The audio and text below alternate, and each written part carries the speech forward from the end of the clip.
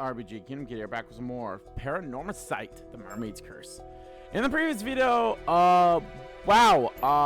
we went through Sato's point of view and we saw what happened, and how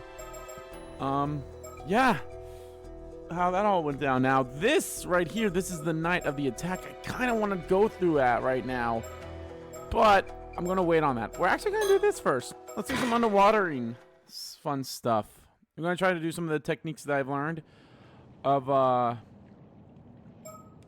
if you know, just doing, I'm doing the best I ever did. I'm doing the best I ever did. So just basically try to get, like, everything I can right here in, like, one go.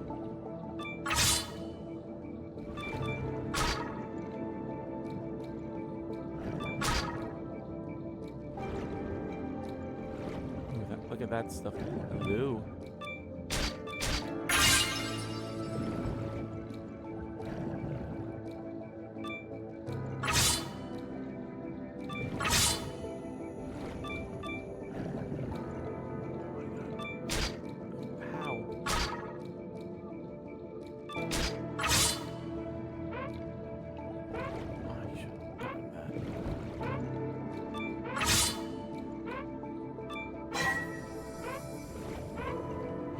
Definitely just gotten there a little bit sooner when I saw that group, but oh well, it's fine.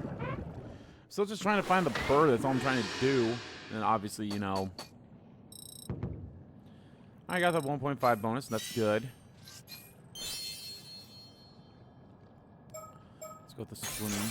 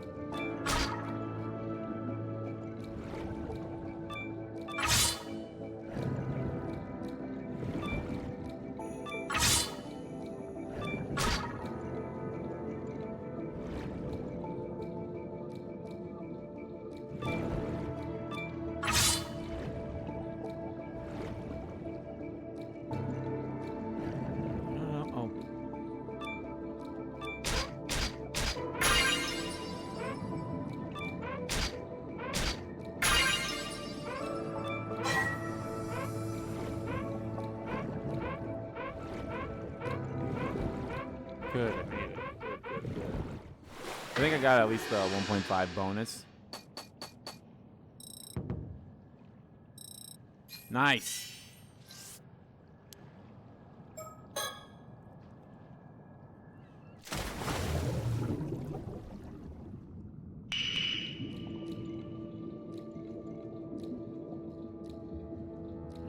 This way.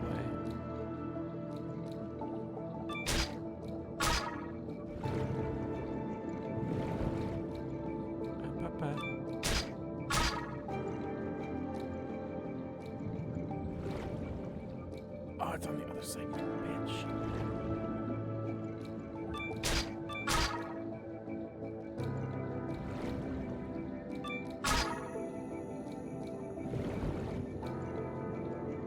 I'll just go just a little bit. There we go.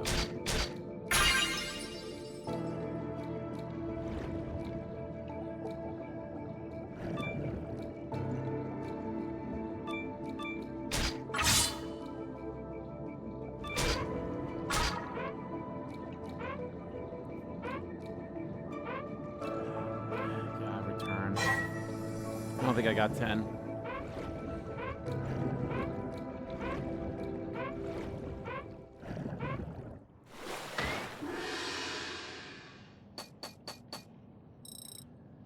Just barely. I got enough for a rank up, so that's good. Still with the gathering.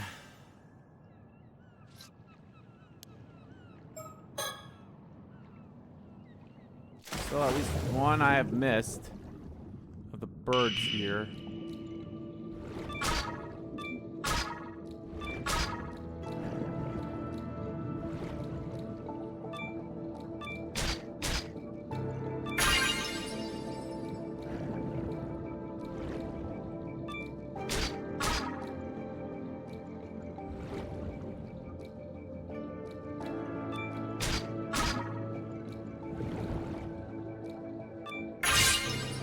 Nice.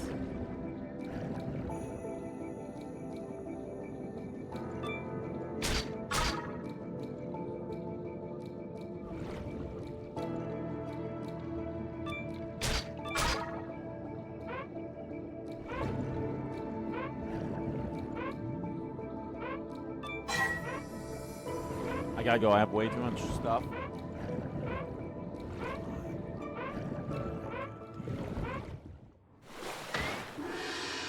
Okay. Ah, just if I only had one more.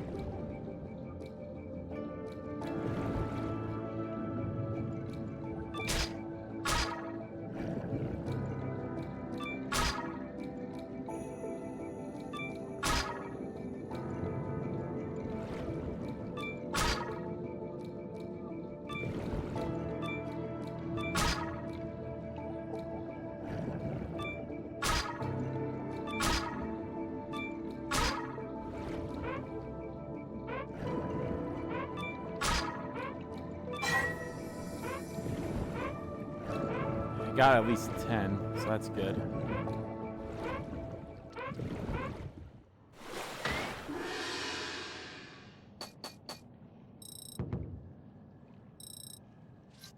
Was it 15 that gives you the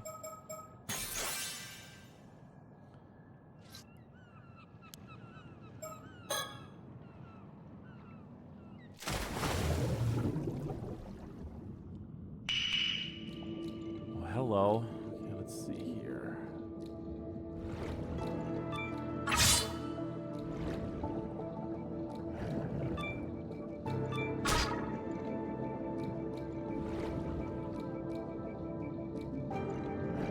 You fucker. Oh, hello.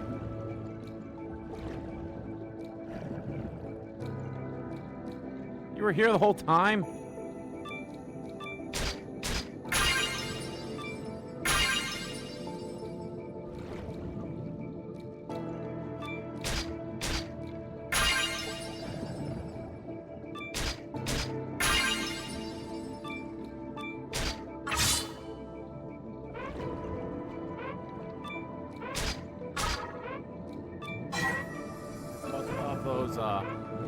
Of these Ebola blah blahs I've ever gotten, so just need to get at least 2,000.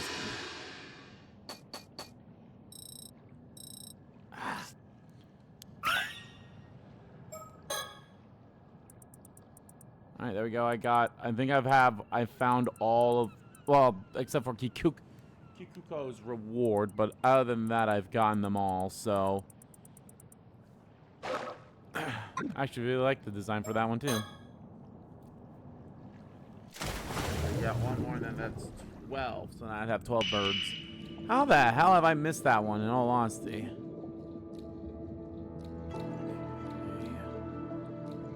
This isn't really the best, but we gotta make do with what we gotta make do with. Okay, don't move too far.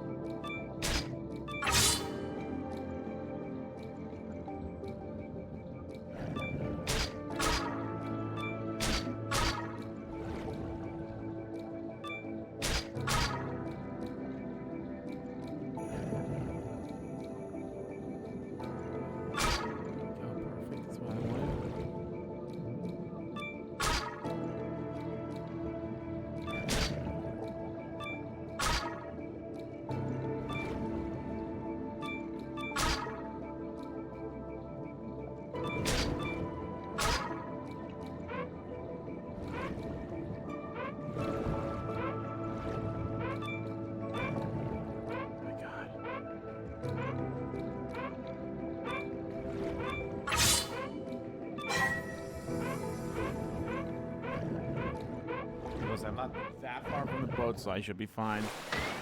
Don't think that was 10. That was exactly 10.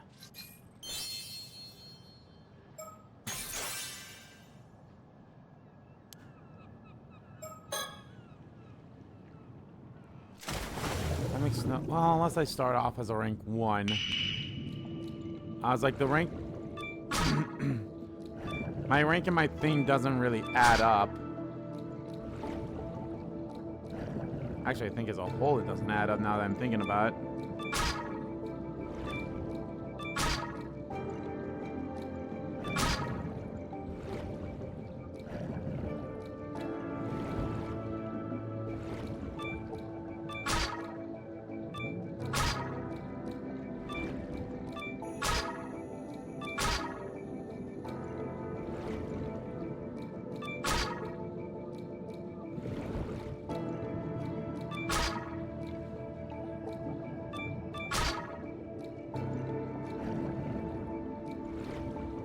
Oh, hello.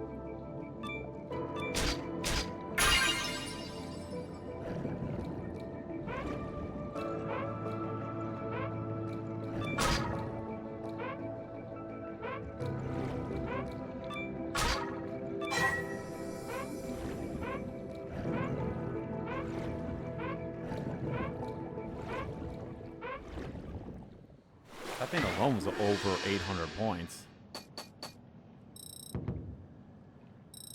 Nice!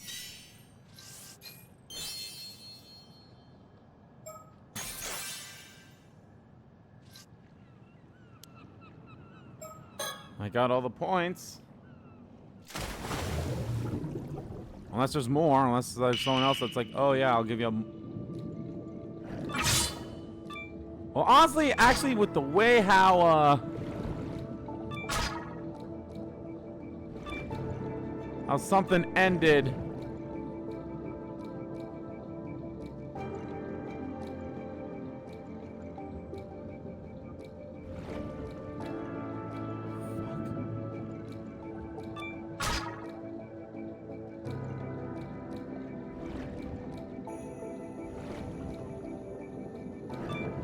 Oh, that is a lot.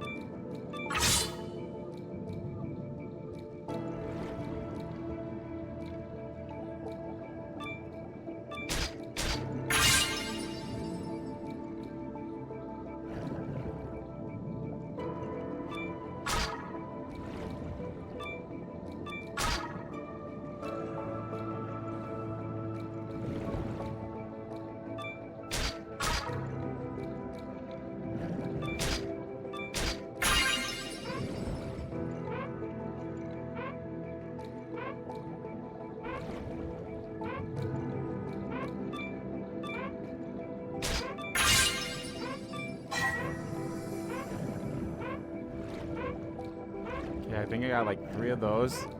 I should have at least a 1.5 bonus. I don't know if I got 15 or not. Nope. I got the 1.5. I got 1,500. Alright, one more and then we'll get the... And then maybe I'll stop for a while. God dang, I spent way too much time on this.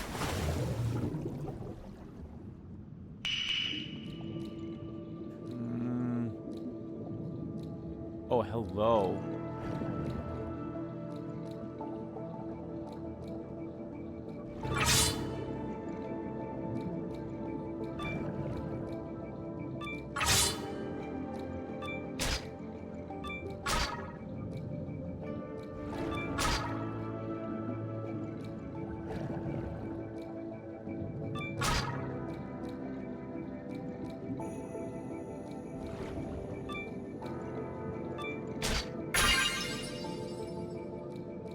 That's just a regular shell there.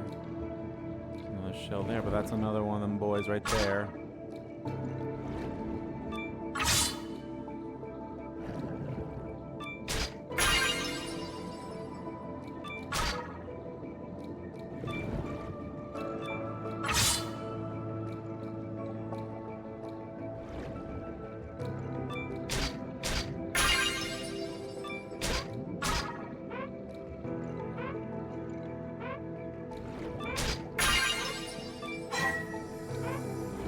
was at least 2 more there too, but I could not have gotten them.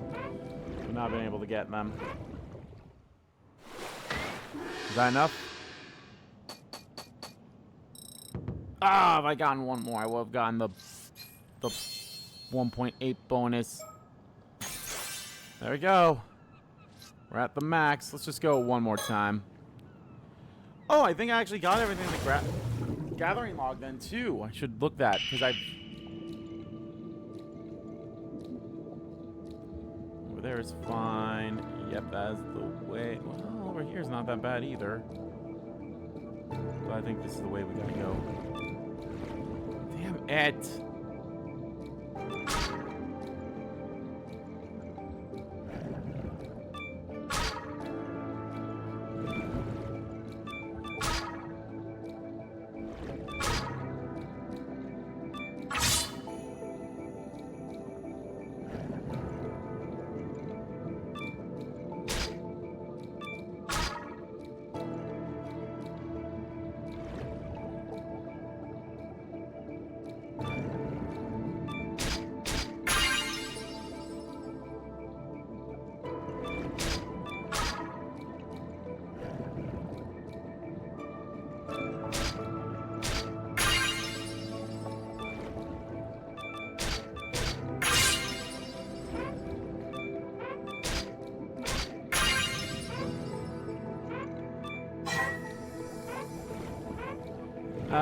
Well, I don't think I got 15. And if I might have only gotten 9. I was not paying attention to how many I've gotten.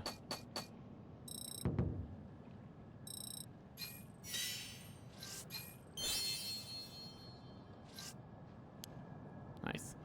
Alright, let's look at the gathering log, because I'm pretty sure I've gotten everything. Yep. Although harvestable in game, it only begins in October. That's funny.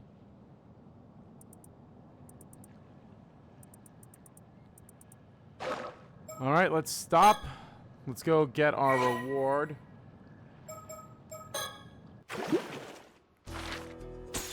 Oh! I guess that ship broke, huh? Okay. Well, let's go get our reward from, I don't know why I hit... Oh. Start from the Kikuko.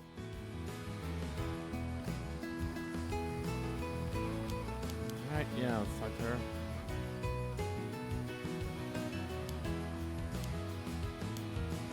Blah, blah, blah, blah. Gathering tips?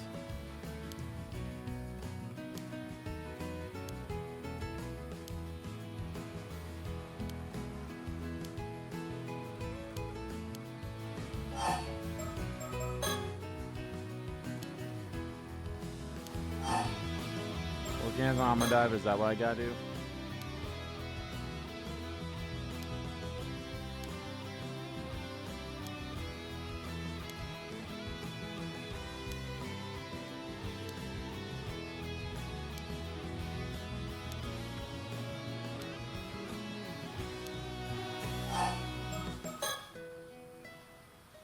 Okay, practice. Yep, here we go.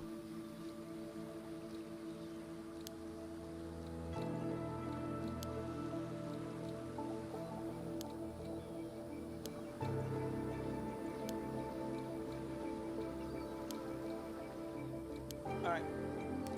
Isn't that great? 2,328.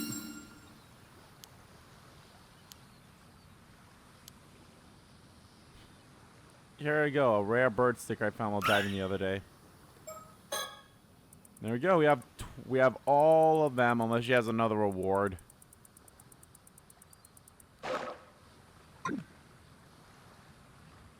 Sticker so soon. Looks rare. Looks like a rare one too. Oh, really? Nice.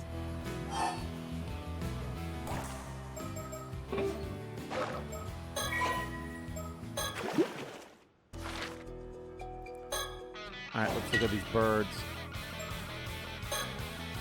Fast line frigate. A diehard sea racer most often found speeding across the surface of the ocean. This thrill-seeking seeker was originally drawn to the danger of always being a wing feet away from a watery grave. After falling for a maverick man at first sight, he joined the bamboo breaker dance team in a complete 180 from his usual ways. In recent days, he's often seen fumbling his way through unfamiliar dance moves and puffing up his bright red throat sack in an attempt to catch her eye. It's the boss. It's the Albatross boss. The leader of the Ocean Outlaws, a gang of hooligans who soar across the skies of a seaside town. His imposing side and tactical demeanor have won the administration of many birds, leading to his influence growing by the day. However, the truth is he's really not thinking of much at all. His silence just happens to be interpreted in a flattering light by those around him. So we got 1, 2, 3, 4, 5, 6, 7, 8. We got 8 left. All right. Well, I guess we'll go. Fuck. Kind of want to do the treasure hunting one. You know what? We are going to do the treasure hunting one. It just falls in line with what we were doing. So let's do treasure hunting. After collecting information about mermaids and returning to their inn, Avi and Circe have a meeting to plan out their next true objective, the treasure hunt.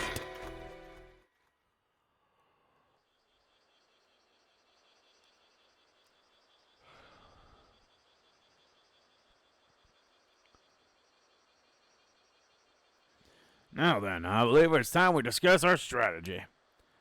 Sure. What do you mean by strategy? It should be obvious. Let's reflect on all we've learned if we want to move forward. This is the Marakumote. It's a small inn located in Toba. It's a laid-back inn that feels more like a private residence than a hotel thanks to the attendant staff. I could barely count all the different fresh fish we were served for dinner last night. I've not felt so full in a while.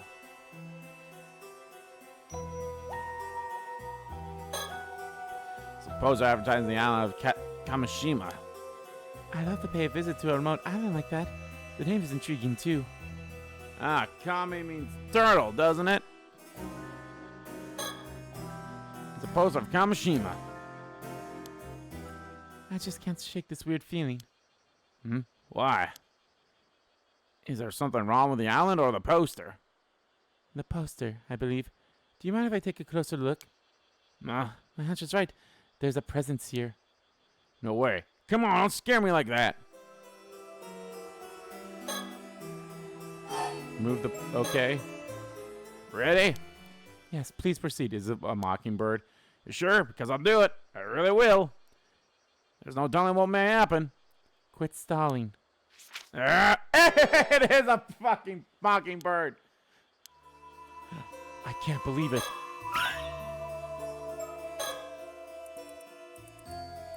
Dawn Heron.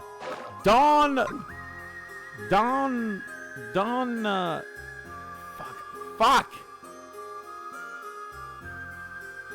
Dawn Zalug. That's what I was thinking of. Lights passing through the windows. It's hot outside, so I'll leave them closed. Seems to me she knows her fair share of both useful and useless facts. It's time we get down to business, though. My bag. Faithful travel companion of several decades. I actually kind of like briefcases like that. Like, that's so cool.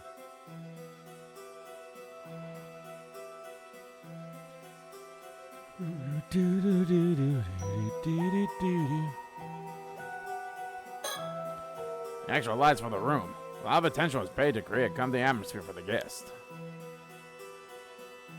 It may resemble an L-shaped divide screen, but I think it's actually a towel rack.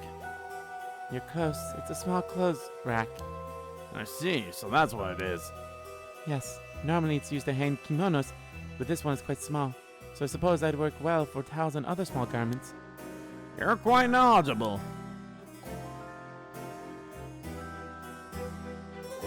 Where's the bathroom? Rain, rain, rain, rain, rain, rain, rain. Banana phone. This phone can only be used to call the front desk. Outside calls are impossible. Mosquito repellent. Each room is equipped with a mosquito trap. They tend to come in through the windows on hot days. It's a neat contraption. You just have to plug it in and place it, and they will kill any nearby mosquito.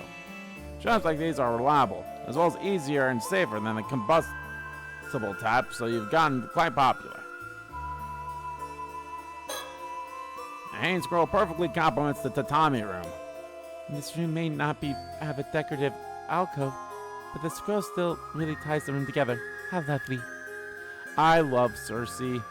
I am loving all the characters in this game so far. And if I'm honestly, if I'm being honest, the ones I don't like the most is Yuza and Azami. Even though they have probably the most interesting thing going on for them right now. The door to the other room. Outside is a hallway with a restroom and wash bin for commercial use. Guys place their shoes in the cubbies on the entrance and wear slippers while inside the inn. Okay, so there's a communal bathroom. Alright, we got the research materials over there too. Some of the notes I've taken. The information in them is not substantive and likely of no use. But they're here anyway, goddammit. Alrighty, ashtray. A porcelain ashtray that came with the room. Ashtrays like these are found just about anywhere. So one can smoke without any worries. That being said, I've noticed people outside still simply dropping their cigarettes onto the ground. Well, I wasn't a smoker to begin with. And I ain't starting now, assholes. Alright, business card. Oh, is this the business card from the guy we met earlier? It is. Master gleaned some surprisingly good information from that exchange. I don't remember that. Oh. Gosh, fuck. Who's it gonna be? Who's it gonna be? First things first, let's head back to the inn. From there, we can plan our next move. Pardon me, but would the lovely lady and handsome gentleman be willing to spare me a moment? Why, yes. The gentleman does have some time. I suppose that makes me the lady then. Oh, it's you. You've been following us for quite some time. Huh? He has? For how long? Since the Isa Grand Shrine, I believe. Truly. Maybe you could try to keep me apprised of things like this in the future, Cersei? It appears I wasn't as stealthy as I thought. My apologies for the indiscretion. But you see, the two of you piqued my interest. Foreigners in Issa Bay searching for mermaids. Oh my god! Yeah, you ever heard everything? How embarrassing. Avi, Hallory won't lessen the embarrassment. But how rude of me. I ought to introduce myself. I'm an event planner here in Issei City. My name is Kaipi Ikoma. Kaipi Ikoma. Kipe Ikoma. We've heard that name before. We've heard that name.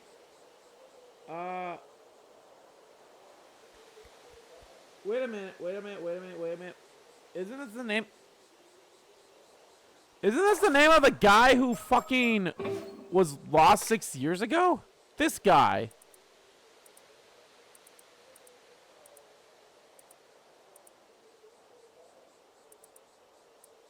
Yeah, Kipe Ikoma.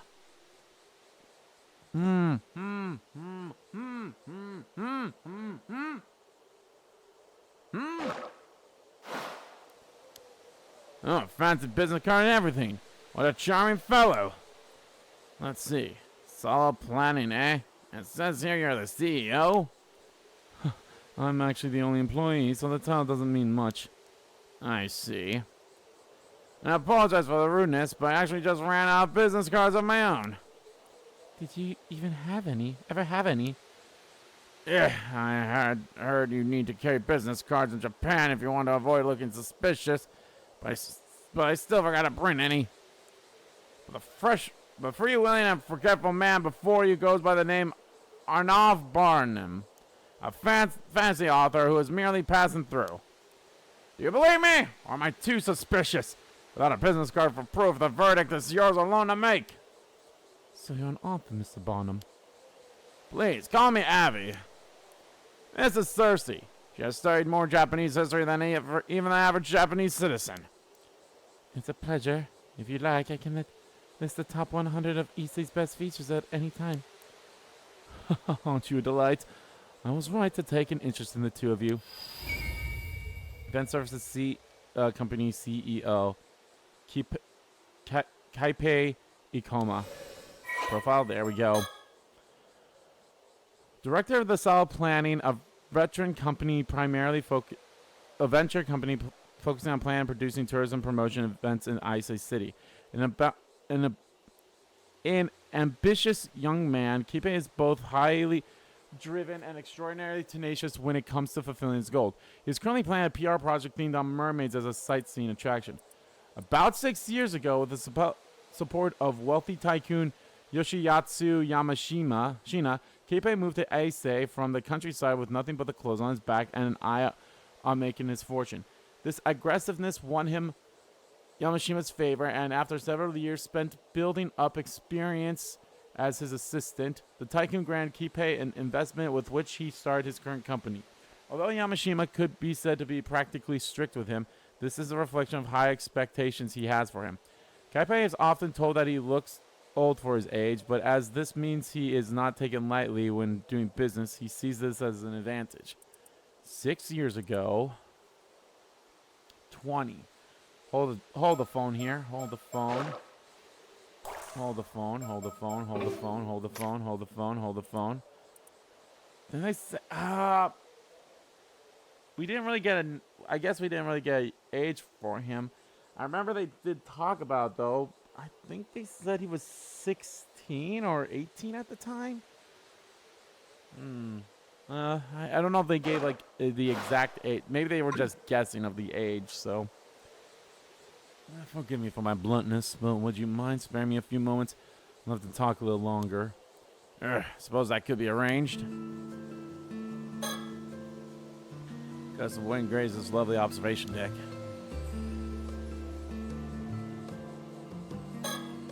I thought she was totally absorbed in our sightseeing. She noticed we were being tailed. Impressive, if I do say so myself. She could have at least told me. What do you think, Cersei? Feels like a scammer who targets foreign tourists.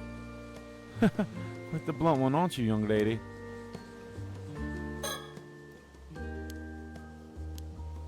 Alright, so she's saying the same thing, even though there's no check mark on it yet.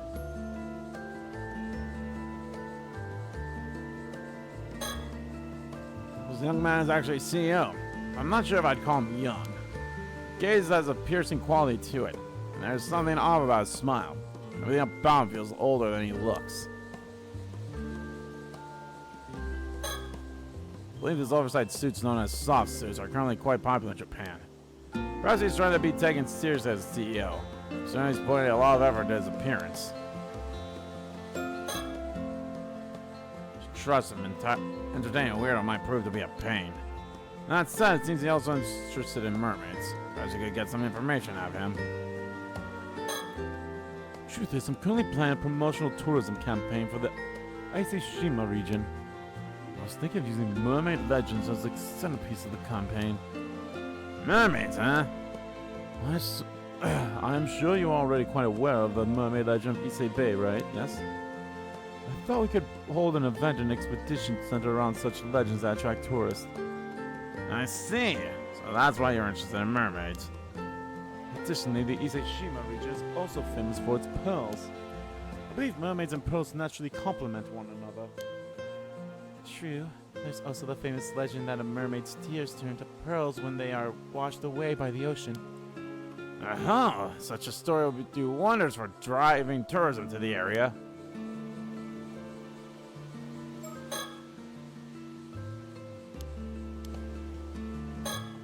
Does this project mean you are knowledgeable about mermaids in Ise then, Mr. Ikoma? Well, I suppose it does. I know a fair bit. For example, there are some mermaid legends that most people have never heard of.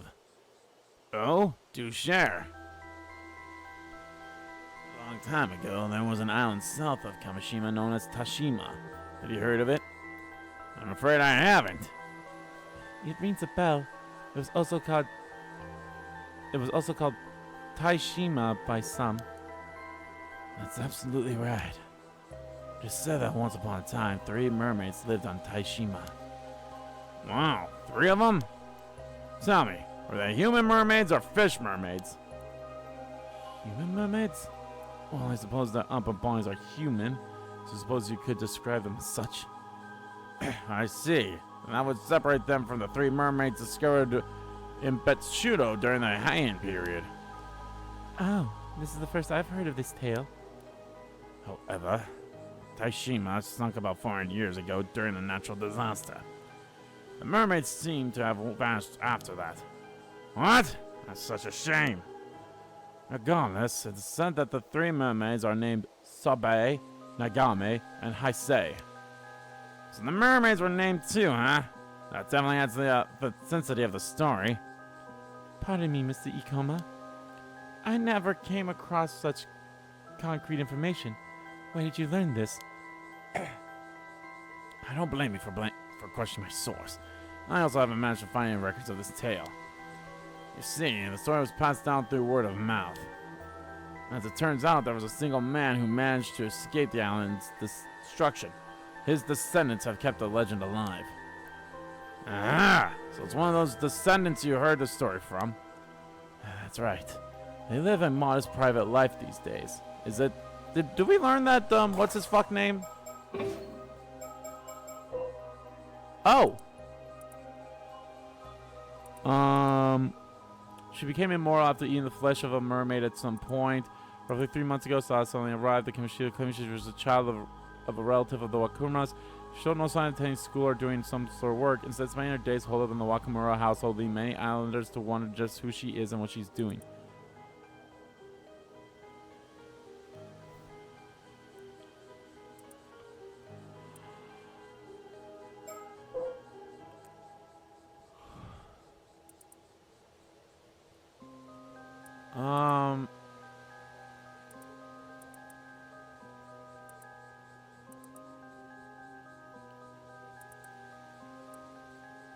In truth, Tsukasa secretly tracked down her father, a wealthy man who owns multiple companies in Issei, and knows that she is his illegitimate child. She has apparently even gone out to dinner with him several times, but keeps this a secret from Ada. I wonder if we'll actually learn who her father is. This guy. Did we learn that he's part of the... Well, he's a wealthy tycoon. But 70 years old? Ugh. I mean, I guess that could be her father, but like...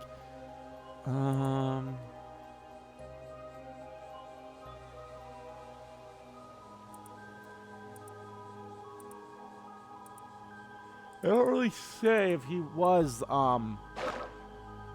don't really say if he was a descendant of that family. That's okay. When the story comes straight from a descendant like that, it does lead to some credibility. There really were mermaids on Taishima 400 years ago. That could prove us valuable new information. Amazing. A brand new mermaid legend. The real question is why? Why? There's a long history of people making up legends to drive tourism. Such stories linger on, despite their veracity being entirely unverifiable. I suppose. Something the matter? It's nothing. It's nothing. Say the exact same thing. Should take his tale with a pinch of salt until we can identify its source. Alright, right. Ah, nope, all good. I love to inquire deeper about these Taishima mermaids. If you don't mind, could you share the identity of the descendant you speak of? My apologies, but I'm afraid I cannot oblige.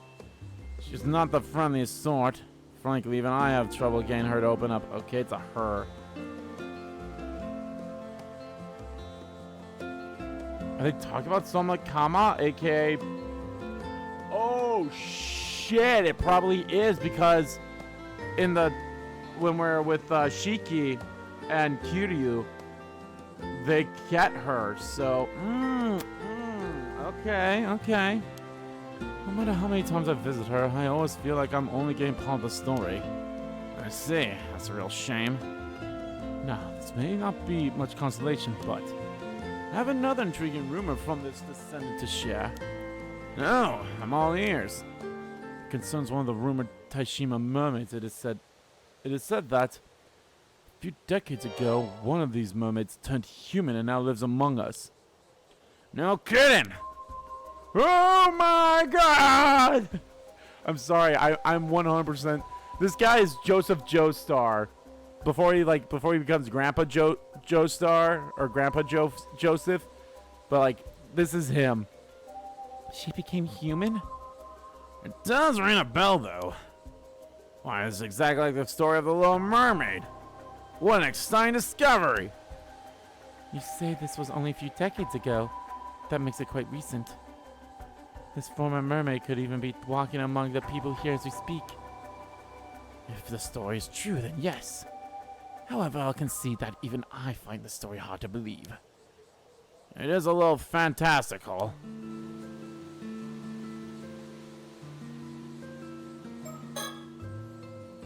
Mermaid turned to human. If that's true, things might prove difficult. By the way, may I ask why you're searching for Easter Bay mermaids, Avi? No particular reason. I just thought it'd be fun to wander through some sightseeing areas related to the mermaid folklore. That's all. I see. Well, since you traveled all the way to Japan to sightsee, I'd love to ask you some questions. Was there anything missing from the areas you visited that you think might have made your trip more enjoyable?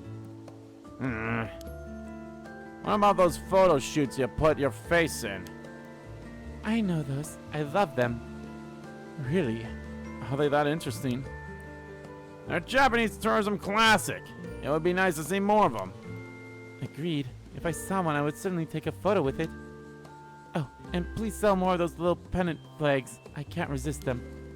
Well, I see. I truly appreciate the input, but perhaps things are fine as they are.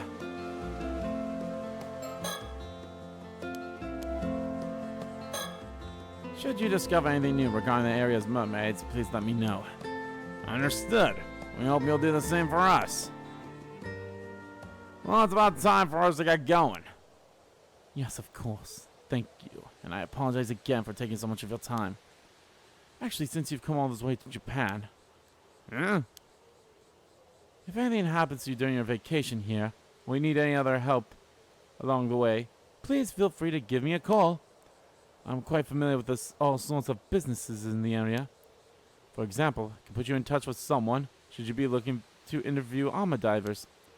Oh, really? That's very kind. You're not just saying it as a formality, are you? Free-spirited lad like myself will not hesitate to take you up on that offer like this. I will call you. That is a threat. Please do not hold back. I'll leave you two to your sightseeing. Please have a good time. I've given this guy like 50 fucking voices. Mermaids really did live on Taishima. It's certainly worth investigating. Zakama's business card. He's the CEO of the event planning company we ran into earlier. Okay. So we got the map and we got the sketch. Let's look at the sketch first. There's a sketch of the mermaid mummy that I found in our family storage. Bringing it along would have been out of the question, so I said I'll just bring a sketch. Oh, that's right. I still haven't told Cersei why I'm searching for mermaids. Oh, yeah, I haven't really talked to her either. Or guess that Cersei might struggle to sleep on just a futon at the Ta'ami room like this, but she looks well rested, so suppose she's used to it. I, on the other hand, was too excited to get much sleep. And this is the map. There's the symbol from when we dived. We were a holy diver. This map looks quite old. Exactly. It's also the precise reason why I came to Mie. To put simply, this is not a map. This is a mermaid treasure map. A mermaid treasure map? Allow me to explain. I found this mermaid map in the family storage. Should explain it to Cersei. Oh.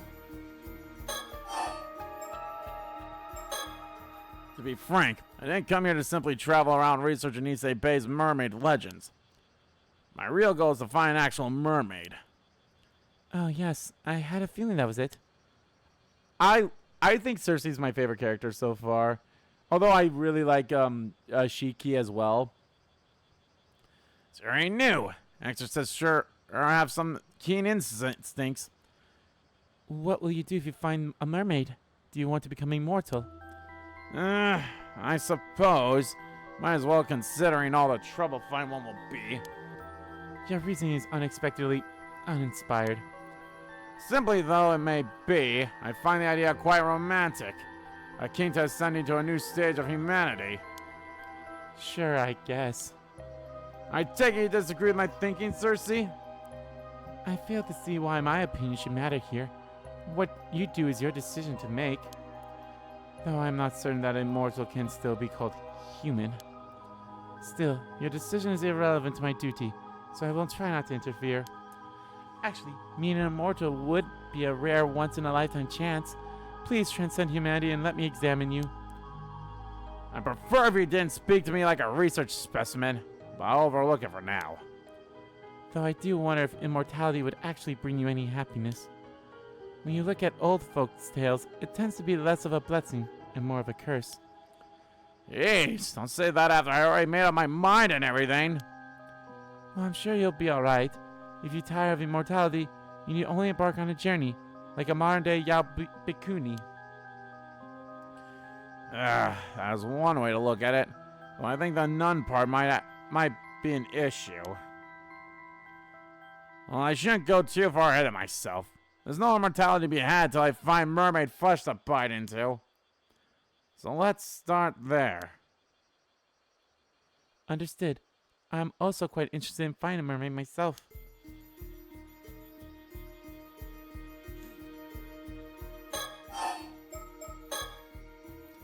Searching just for mermaid meat alone seems like a waste. Agreed. The best way to go about this would be to find a living human mermaid. That is quite exciting.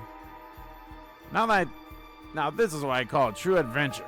No matter the era, there's nothing better than a quest for the unknown. Into the unknown! I found this map in the old family storage. It was left behind by my great-grandmother. If she's your great-grandmother, that would make her my great-grandmother's sister. So she'd be your great-aunt. Well, wait, hold on, no. Your grandmother's... Okay. Your grandmother's Okay. Yeah, so she'd be... So if your grandmother has a sister, that is your parents' aunt. So that'd be your great-aunt.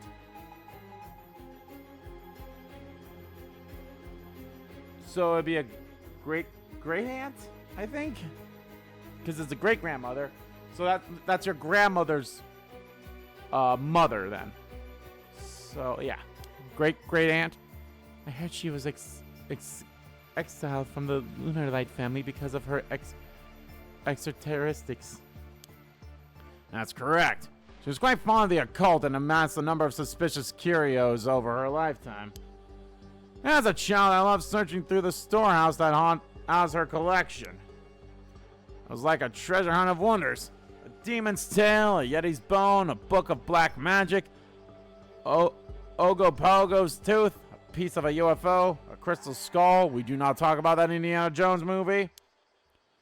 I cannot vouch that any of it is authentic, but it was still so exciting to look through. It's no exaggeration when I say that this very storehouse is what led me down the path to become a fancy writer.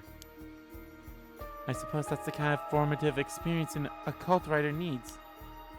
Just so! I have to thank my great-grandmother. She's the reason I could put food on the table. And among the items in that collection was this.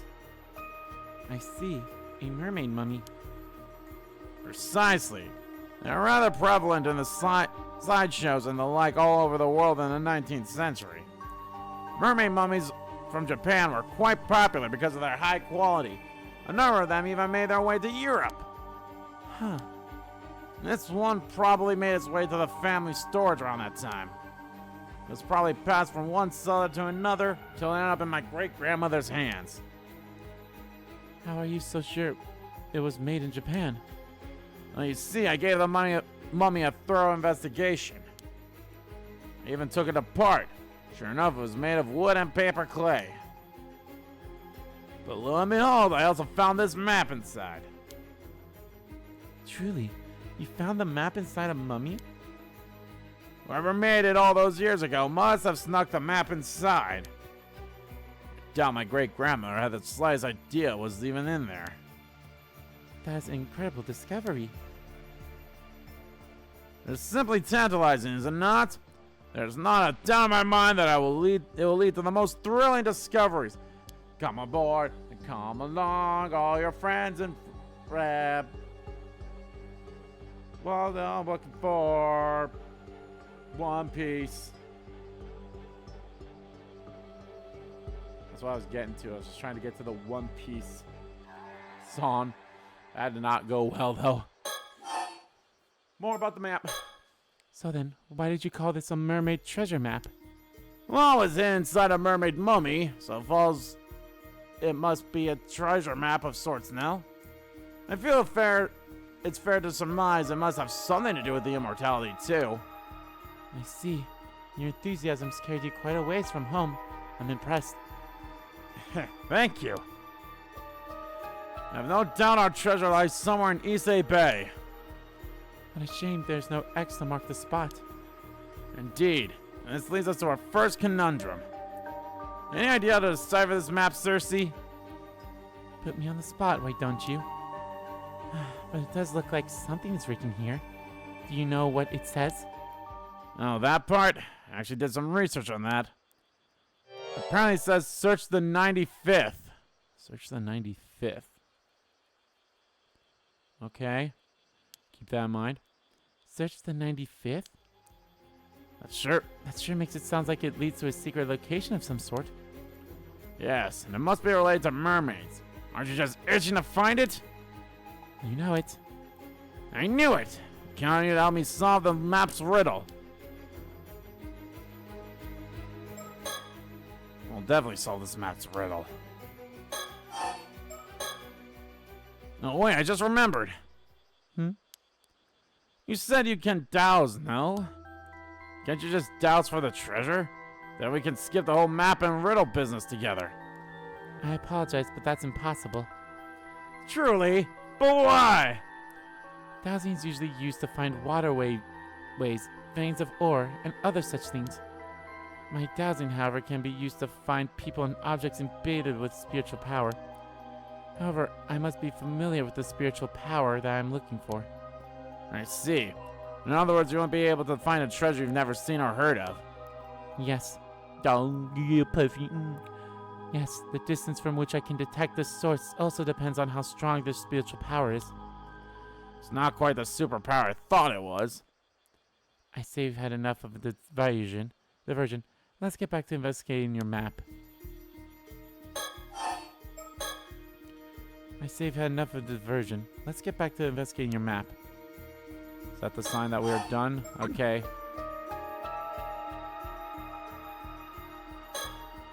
Let's take a good look. Oh. You know something? It looks like something's written on the other side. I see. I knew I must miss something. I should carefully hold the edges when I look over the other side. On the other side, won't you reach the other side? The phrase search the 95th is written on the map and around the location of the Issei province. Cersei, do you recognize the symbol on the lower right? It appears quite similar to Sanskrit. However, I don't recall a character look quite like this one. It may be a mark unique to the cartographer, like a signature. If that's the case, it's irrelevant to our investigation. I agree, though my opinion will change should we come across the symbol elsewhere. It's a map of Issei Bay. Judging from its condition, it's quite old. If I were to guess, I would say it's over 100 years old. No, perhaps even more than 200 years old. I wonder how old it really is. Look closer. Isn't that Taishima? You're right. It depicts an island to the south of Kameshima. It's safe to assume this map was made before Taishima sank then? That makes it over 400 years old. And made during the Sengoku period. Incredible.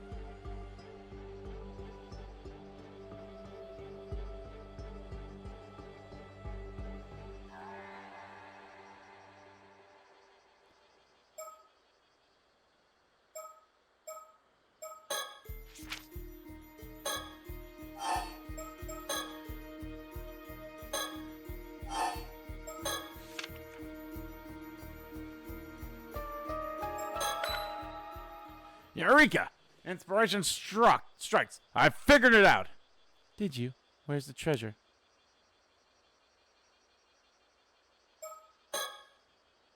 Maybe less inspired struck than I first assumed. I'll think a bit more.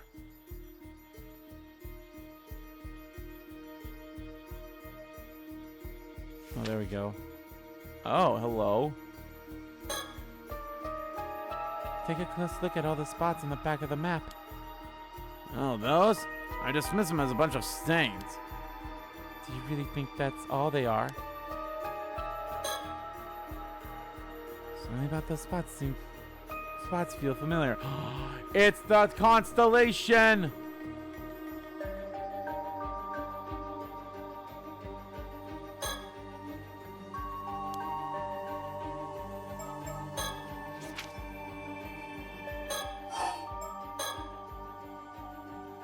I believe I've noticed something about the map. Would you like me to share my discovery? You have? Nah, I'll solve this through my own grits, or so help me God. I understand. Keep it up. Oh, okay, so she's kind of like, that's kind of like the hint. I...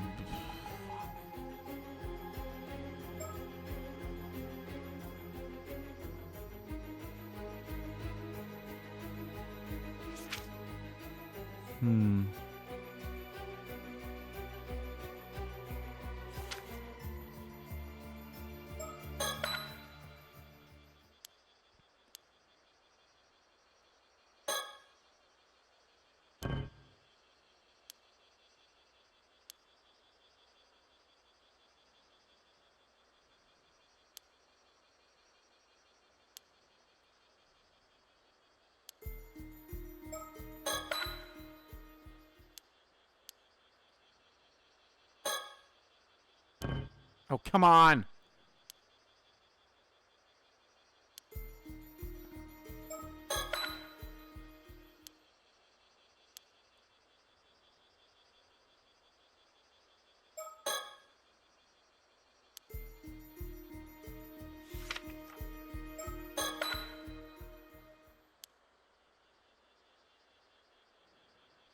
It's a bit hard to see what you mean when you're looking at the back of the map.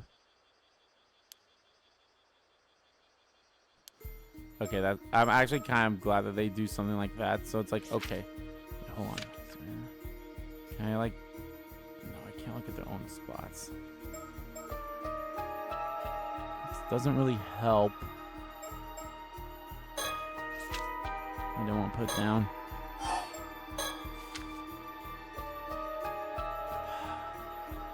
I guess, would it be there?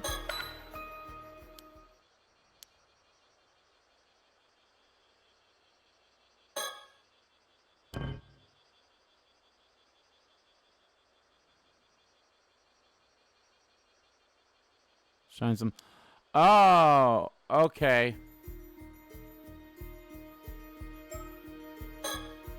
Damn it. Okay, so let's turn this on.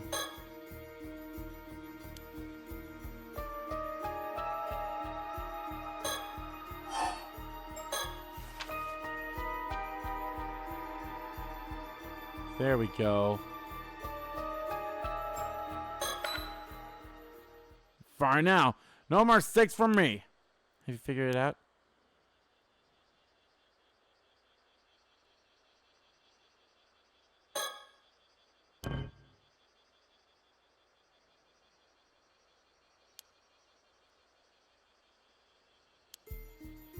Okay, well, if I flip it while like this.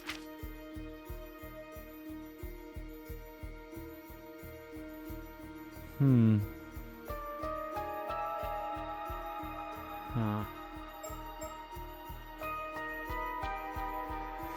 That doesn't really necessarily help.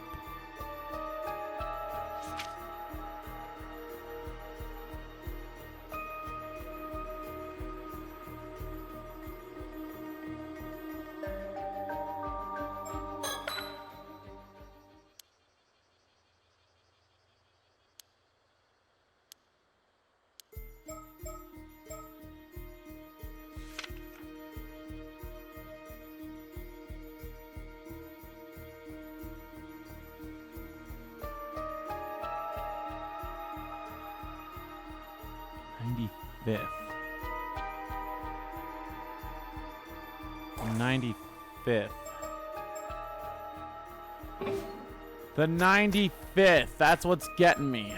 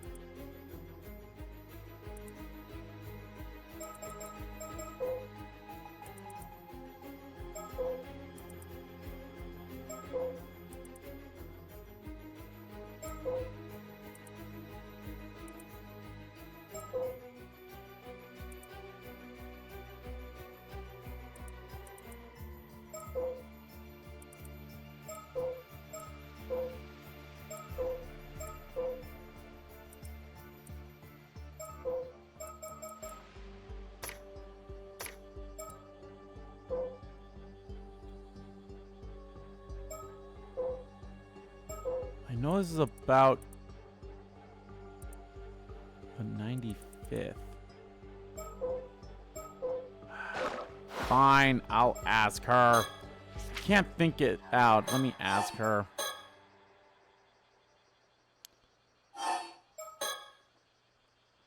You're so desperate to flaunt your wits. I suppose I could let you help me a bit. Let's start thinking what's written on the map. Remember how the 95th is written on top Issei Providence? Do you recall a conversation we had yesterday? There's something related to Issei that had more than 95 parts. That was... Give your files another look, then ask me again if you're still struggling to understand. That's what I was trying to do!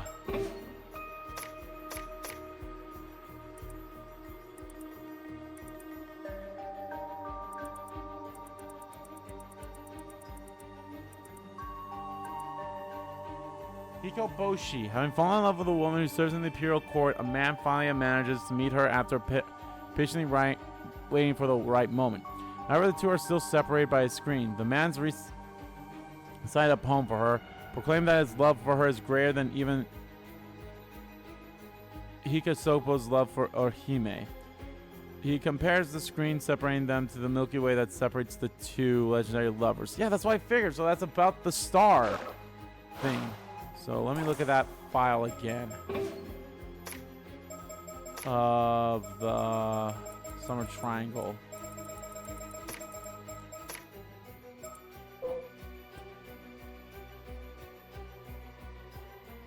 Okay, so the top thing, so Denbei. Look at that map again.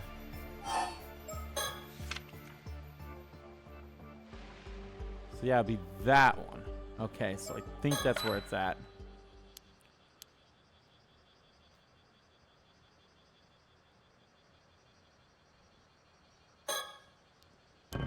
Motherfucker!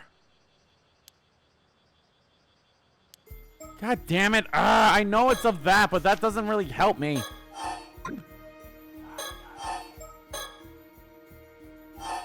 Yes.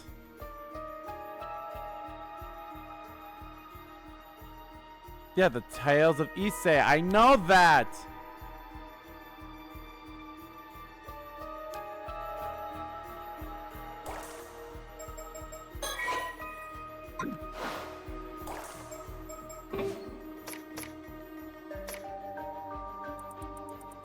Yeah, 95.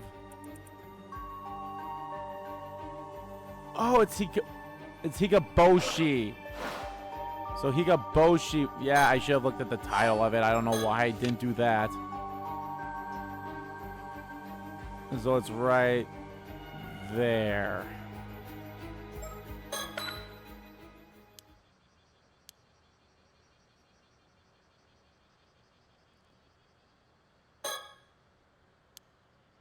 Oh, and what makes you say so? Well, it's simple. This is a very smart mark to the answer to our riddle. Oh, fuck you.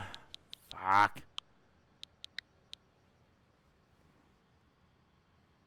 Hold on.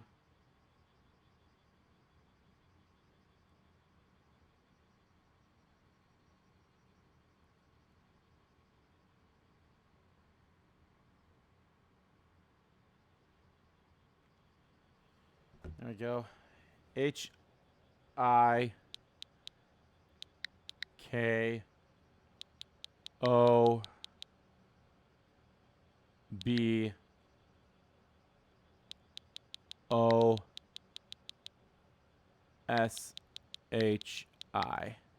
Higaboshi. Let me explain. You see, the 95th in the riddle must refer to the 95th tale of the Tales of Issei. And the title of that tale is none other than Higaboshi. Next, note how the summer triangle constellation is drawn on the back. The location of Higaboshi, or Altair, corresponds to the very spot on the map. You finally found the correct answer. Well done. I managed to figure out just in time.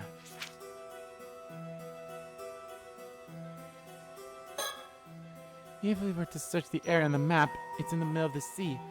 How are you supposed to search a place like that?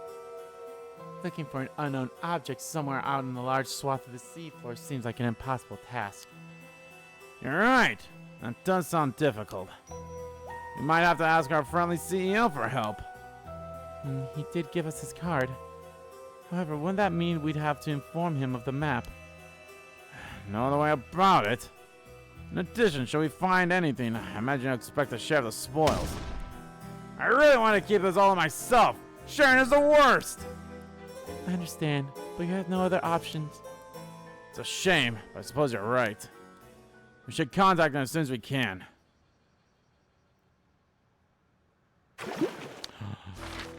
That one's done. Treasure Hunt Part 2. Alright, Treasure Hunt Part 2. Alright, Avi and Cersei quest for immortality is in full swing. Having pinpointed a likely location on their massive map, mysterious map, they ask Kipe Ikomo to investigate on their behalf. However, the next day. Hello, this is Ikoma. I'm calling about the seafloor investigation. I asked an Almadive to investigate the area because I was keen to get results as soon as possible. But they went missing. They're going to be one of the Almadivers that went missing. However, she has not returned.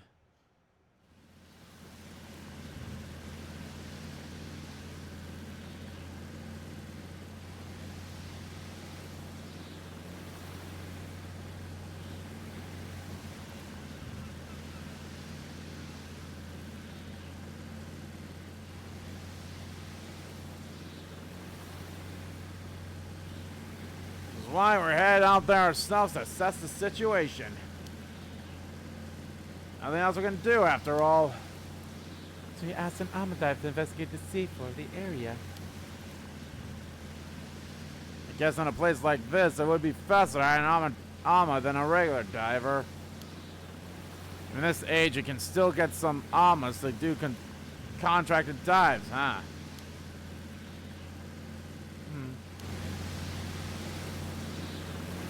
It appears she was contacted to investigate for about an hour, at which point she was to return, even if empty-handed. Suppose the intent was just for her to survey the area to start with. However, several hours passed with no word from the diver. You can see why Ikomo's worried. We'll start by checking out the location. We can request a police search after if need be.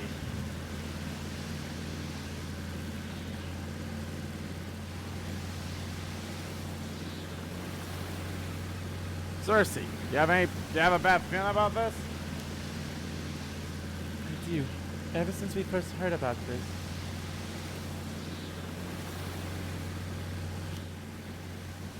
I see. There's a strong negative spirit energy in the air that has only intensified as we approach the spot. Something happened here.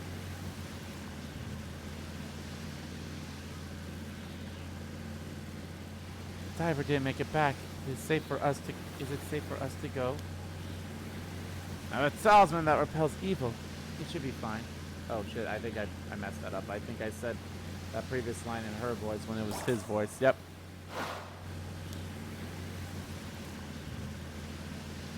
If you say so. Worst comes to worst, we'll reunite in the afterlife. Understood. Leave it to me.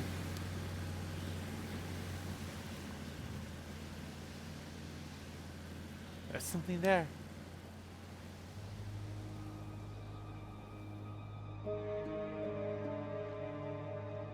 That must be the Alma Diver's boat.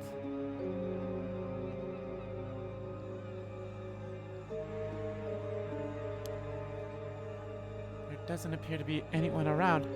Oh, there doesn't appear to be anyone around. How unsettling. You're right. There's something terrible here. Is it really that bad? It is. I can tell even from this distance. It's coming from the bucket. The bucket. Oh shit, it's the symbol.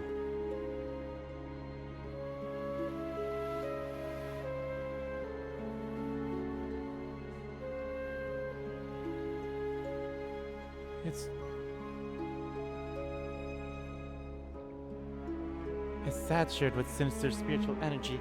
There's some real power. There's some real powerful curse inside. Inside the bucket. Does that mean the Alma Diver found something on the sea floor and brought it up for the surface? Perhaps succumbed to the curse while trying to get it out? Yes, unfortunately.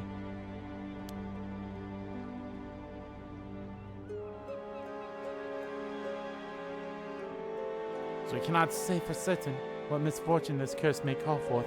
We need you to remain cautious. Can you dispel curses, Circe? It depends on the curse itself, but I believe I may be able to handle one of this caliber. That's a relief. Is it really safe for us to approach that boat, though? Yes, it's fine. For me, at least. Understood. If anything happens to me, then I'll leave the rest to you. Why does it look like fire's exuding out of that, the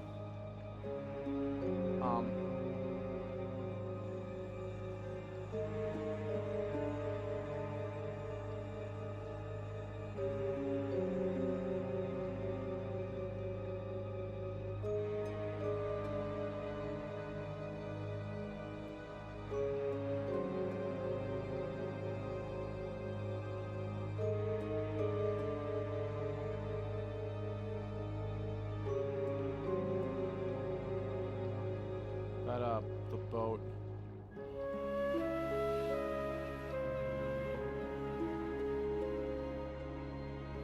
Oh my, there's a small metal box in the bucket. This has to be the source. Can we take it?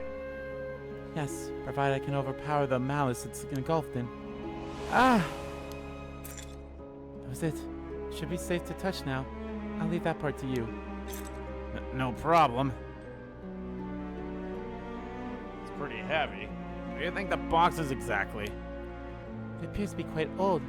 It likely dates back to the same time period as your map. Here, look at the symbol on the top of the box. Do you recognize it from anywhere? I mean, I saw it on the seafloor, but I saw it on the map. Oh, this is that strange symbol we saw on the map. It's thus fair to say that the map was leading us toward this exact box. It only makes its identity all the more intriguing. There's some strange lines on the side. Perhaps there's some sort of pattern. It appears to open from the top, but it's not budging at all. It would take quite a lot of strength to force it open. I believe this box has been sealed with powerful spiritual energy. It was probably sealed by a skilled sorcerer a long time ago. I doubt it will open by any normal means. I can feel something shifting whenever I turn it. There must be some kind of mechanism inside.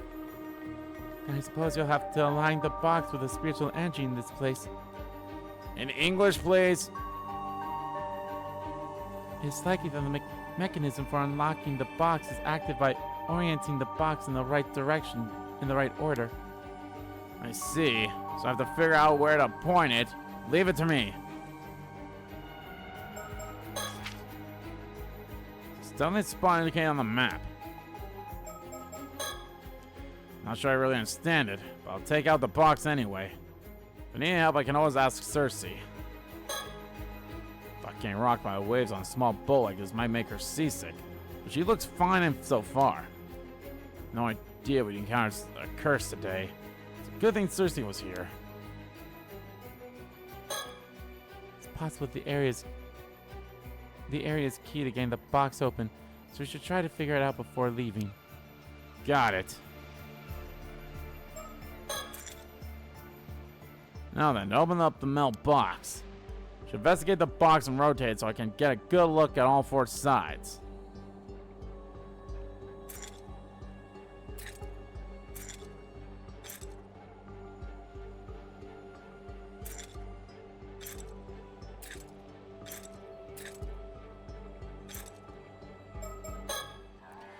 Aren't the box in the right direction? What is the right way? Pattern on the box sides are quite intriguing. They may be related to the solution somehow.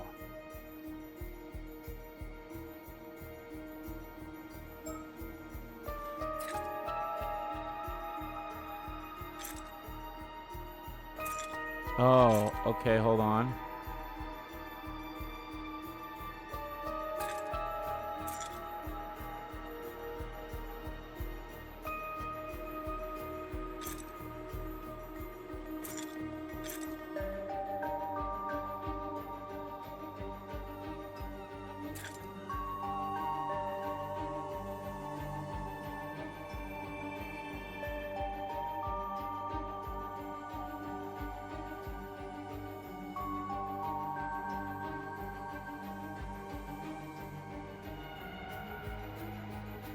I mean, I think that was it right there, so that's that one. I need to find that first one.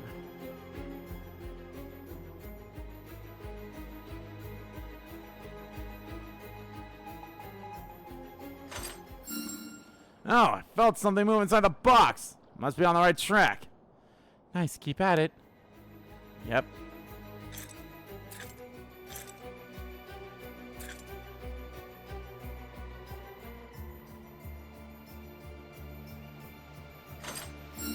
Alright, I'm on fire. That's 2.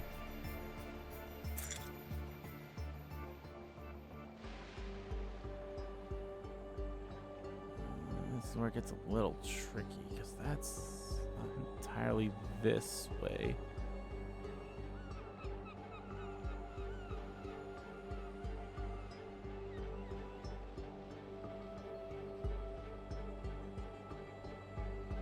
Oh, it's this one. So here, I found it. Good job, just one left. Okay, I actually really love this. I love that this is like the puzzle. This is gonna be tough.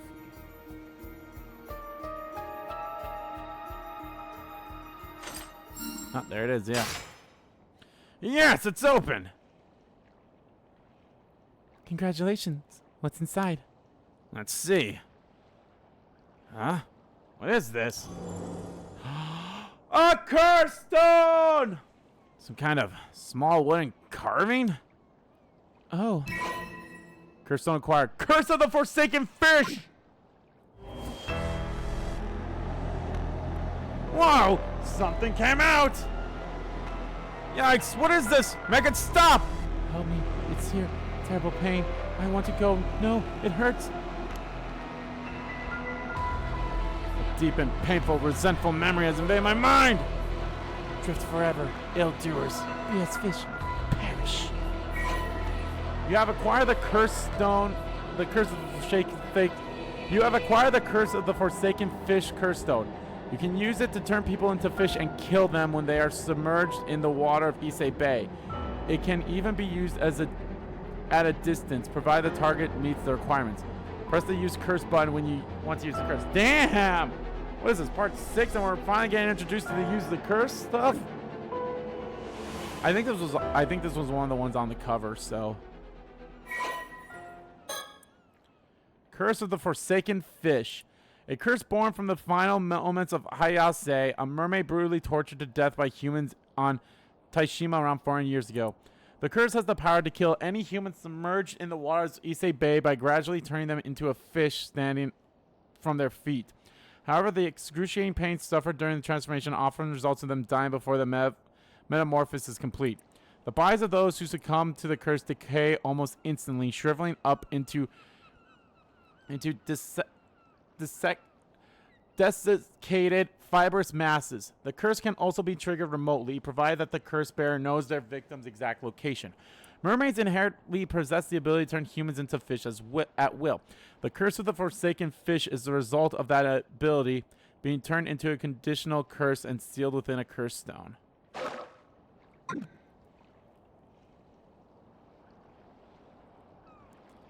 What the hell was that? I'm not certain. But I believe we may have just acquired a curse tool used as a curse stone, known as a curse stone. However, they are rarely possessed by such powerful curse echoes. How lucky. If you truly are congratulating me, then I'll happily celebrate with you. But can I ask you something first? Of course. Am I cursed? Am I going to die? I wouldn't say you are cursed per se. There was a similar case in Tokyo last year. Hold on for a moment. I can't think straight. This is far too overwhelming. An incredible amount of information flowed my mind just now. I need a moment to settle down before I can take in anything else. You must mean the resentful memory held by the curse. It's a phenomenon wherein the events leading up to the curse forming are passed on to the curse bearer so that its grudge will spread. Oh, and curse bearer refers to someone who is haunted by the curse echo and thus able to use the curse.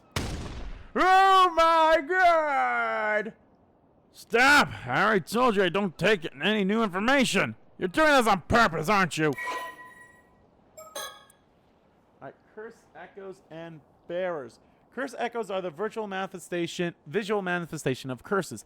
These manifestations are fundamentally related to the origin of the curse, but they do not always take the same shape, sometimes appearing in a more abstract or disfigured form instead. Unlike spirits, they are manifested illusions, and as such have no consciousness of their own. A person afflicted by a curse that has a curse echo is called a curse bearer. Even among curses, a curse that contains a curse echo should be considered very powerful in and of itself. Ordinarily, those with no spirit sense would not be able to preserve a curse echo, but such individuals who become curse bearers by coming into possession of a curse stone or some other means can see other curse echoes. Curse stones.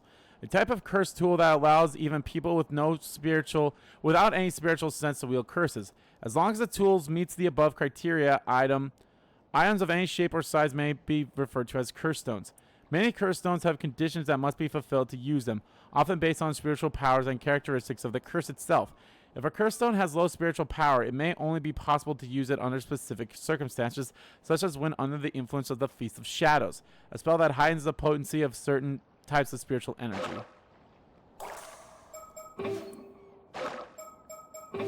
How many do we have left here? We have 1, 2, 3, 4, 5, 6, 7. We only have 7 of these left now. So we have the Curse of the Forsaken Fish, and we have the Curse of the Raging Waves. So there's at least one more curse, I'm gonna guess.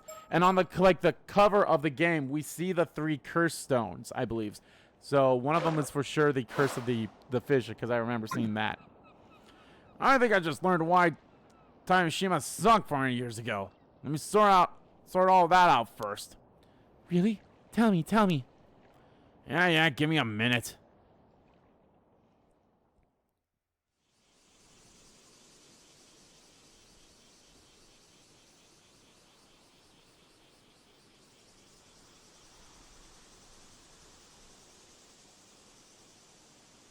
Thank you for investigating the situation for me. I was involved in an accident many years ago, so I can't bring myself to go out to sea anymore. You've been a tremendous help. Oh, I'm sorry to hear that. We actually got our hands on something quite valuable, so I owe you thanks as well. That's great. I'd love to hear more about what you discovered, if you don't mind. Of course. From the mouth of Alma River, There's a resident area further upstream. Seems Mr. Ikoma has just arrived in Toba, so we managed to meet up without any problems. Any stickers anywhere? Any of the burbs? Any way to bird up? Bird up, bird up, bird up. Don't look like it. Okay.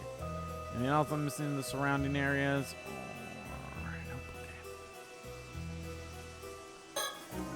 Even with a curse fell into our lap, she managed to remain calm. Only a consummate professional like her could help me cool off. Could be cool and collected with all that's happened. Will he believe us if we suddenly start talking about curses? Can we just not bring it up? You think you can explain it all without bringing them up? Well, we'll see how far we can get.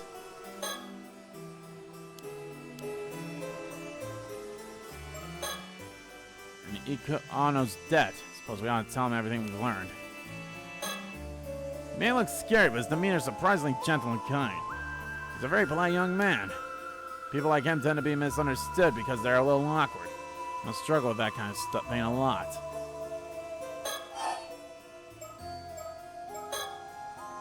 The diver I hired to perform the search was an armor diver living in Toba City by the name of Tamako Suma. I thought there was no way we could pull off the search, but that's when she agreed to take on my request. I feel terrible about what happened. Can only hope that she's still out there somewhere unharmed. She had no other way of knowing how dangerous this job was. Please, I'm the one who sent her out there. There's blame to take, it is mine. But still, what exactly happened out there? About that, let's start with this metal box the armor diver found. Please do.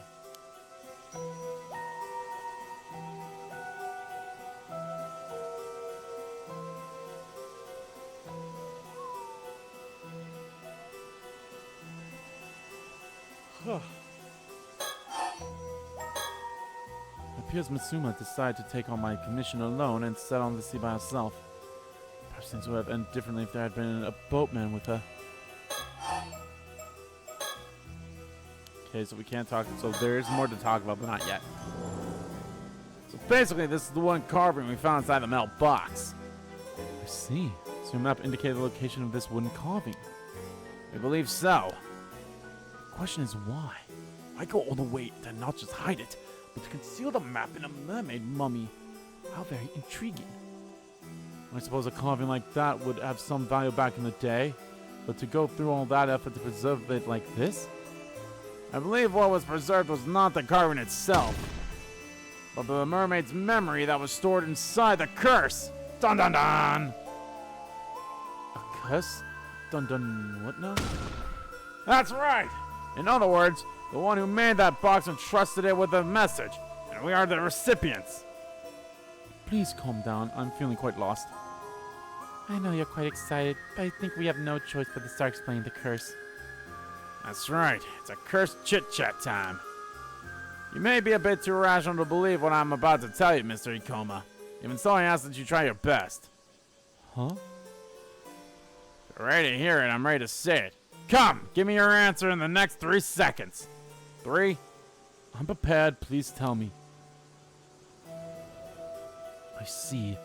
So the talisman mermaid, the Taishima mermaid known as Haisei, was killed by raiders. The hatred she left behind became a curse that entered this wooden carving. You, Ave, then inherited her curse in addition to information from 400 years ago in the form of a resentful memory. You observe all that quite effectively. I'm impressed. This is actually not the first time I've heard of what could happen if one touches a curse stone. Oh? Yes, but let's save that conversation for later. More importantly, you know what actually went down on Taishima 400 years ago? That's right. I know the truth. All of it. What happened. What didn't. I know it. You seem a bit frazzled. Do you need some more time to collect your thoughts? There's no need to worry. I'm prepared, but we'll take some time to explain.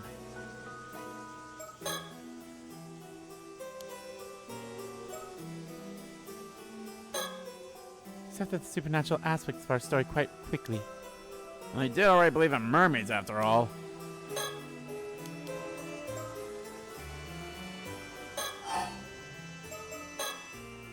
That reminds me, I meant to ask about the metal box. It has been lying on the seafloor for 400 years. How come it wasn't discovered until now? It was most likely sealed inside a rock or something until a few months ago. Was us breaking that seal in the depths, is that what made us get to it? That's probably it. So it's sealed away until a certain amount of time has passed? No, I believe the box unsealing may have been triggered by something.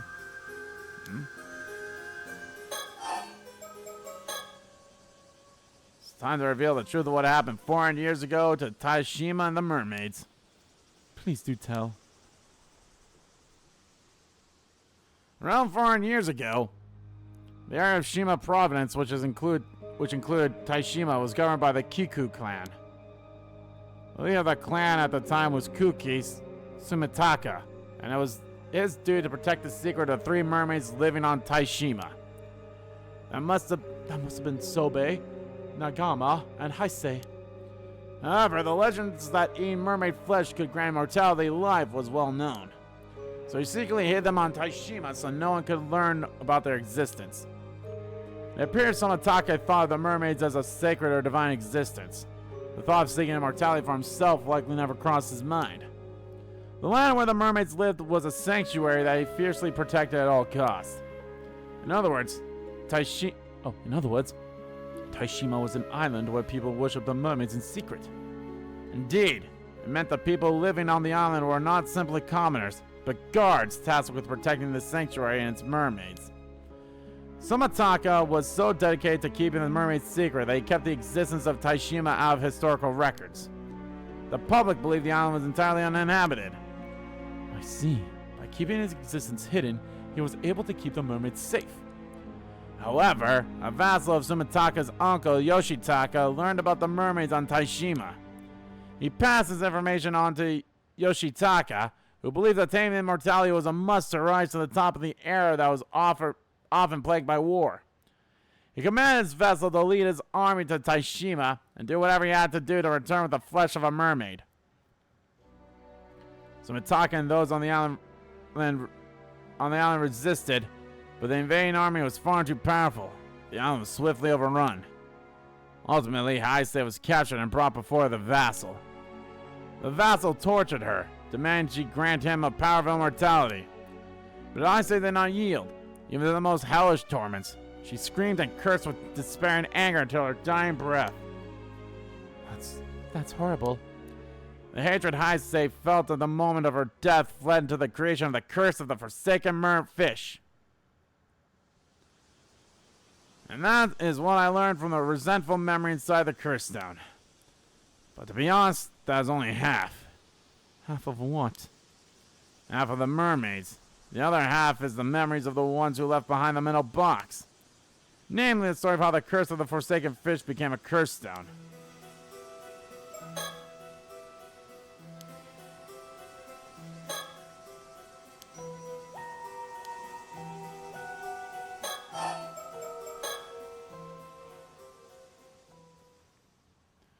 Having failed to obtain immortality, the vassal flew into a rage.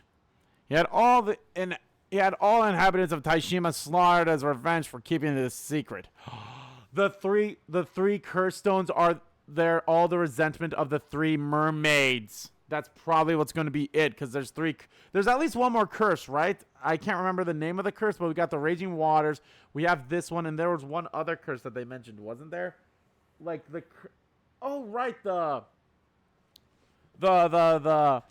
one with the samurai dude. I guess that one's not of the mermaids itself, but This guy was the worst.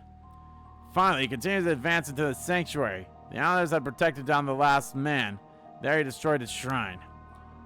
What irony that he came so close to the secret he has been so desperate to find. Are you saying the other 2 mermaids were still in the sanctuary? No, they had already fled Taishima. Actually, there were 2 other survivors. Sumitaka's adopted daughter, Princess Hatsune, also escaped the chaos and the invasion unscathed. There was one other islander who managed to survive as well, taking with him the treasure the mermaids had protected. The mermaid's treasure? This may shed some light on the descendant you spoke of earlier. Of course. She must be the descendant of the man that escaped that day. We now know she was correct when she spoke of the 3 mermaids living on Taishima. So we do. Putting the sense aside for now, let's return to 400 years ago. The vassal's invasion and destruction of the sanctuary was like a trigger. As a reaction to the sanctuary's fate and their other ill-deserved deaths, the sorrow and hatred of the islanders swirling together, and formed into the curse of the raging waves, a natural disaster that shook the heavens when it descended upon Taishima. Okay, so this is the curse of all the inhabitants. The mermaid's the one we have, so this, okay. The curse bombarded Taishima with violent winds, earthquakes, and thunder. And in a final act to protect Taishima's lost sanctuary, they sank it into the sea to destroy all evidence of it ever existing. They destroyed it. The small island Taishima sunk swiftly under the waves. The vassal and all the men were, of course, all killed thanks to the curse. But one problem remained. That wasn't the end of it? It appears Mitsuma decided to take on Mike. Okay. Oh, you say the same thing for that. Taishima was destroyed by the natural disasters caused by the curse of the raging waves. And the calamity continued for many days. It must have seemed as though it were never end. Can't imagine how terrifying it must have been. Sumitake even sought out a famous Onamijo to dispel the curse, but it was unsuccessful. The curse would eventually sink to the bottom of the sea alongside the sanctuary and be sealed there. Only then did the calamity end. It appears this curse was so powerful that it requires sacrifice to be truly sealed. A sacrifice? Not just any sacrifice, but a living one. Princess Hatsume offered herself to be that sacrifice. Oh. So and then is that why? Would it have worked though? Because Sato, it would be the sacrifice to stop this. Interesting. You said she was Sumitaka's adopted daughter, yes? And that she lived on Taishima? That appears to be the case. Sumitaka was evidently so taken with her that he decided to adopt her. The rumor that she threw herself down a well was likely spread to cover up the real cause of her death. So Princess Hatsune was actually sacrificed. The seal would hold for 400 years. They must have hoped that the curse itself would fade during the time too. However, the curse of the forsaken fish created by Haisei also continued to linger on the same place. So the Onjini sealed it inside the wooden carving, turning it into a curse stone. Then the same Onrinjo, knowing that the seal would only last 400 years, stored his memories within the curse stone to pass on this information. He wished to pass down his knowledge for others to use in the event the curse outlasted the 400-year lifespan of the seal. He left behind instructions on how to completely dispel the curse of the raging waves. Hey, sweet, we got that, so we need to give that to Kiryu and the other guy. Indeed, I've compiled it all in my files. Okay, a curse of the turbulent waves. I think we've already read this. Some believe that the disaster. In truth, the curse has been perpetually active ever since the inception. The sacrifice offered 400 years ago merely served to seal the source of the calamity during this time. It is believed that Yuza Minakuchi attempted to lift the curse once and for all, only for a failure to give rise to the disaster 5 years ago. Oh. In the event that the curse did not fade during the 400 years it was sealed, the Omiji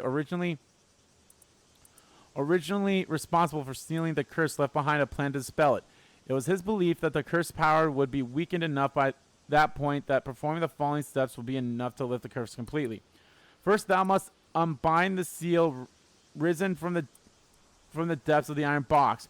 Second, thou must offer the still tied mirror bequeathed by the sacrifice to the sanctuary. Oh, is the mirror what his mother left behind? Probably.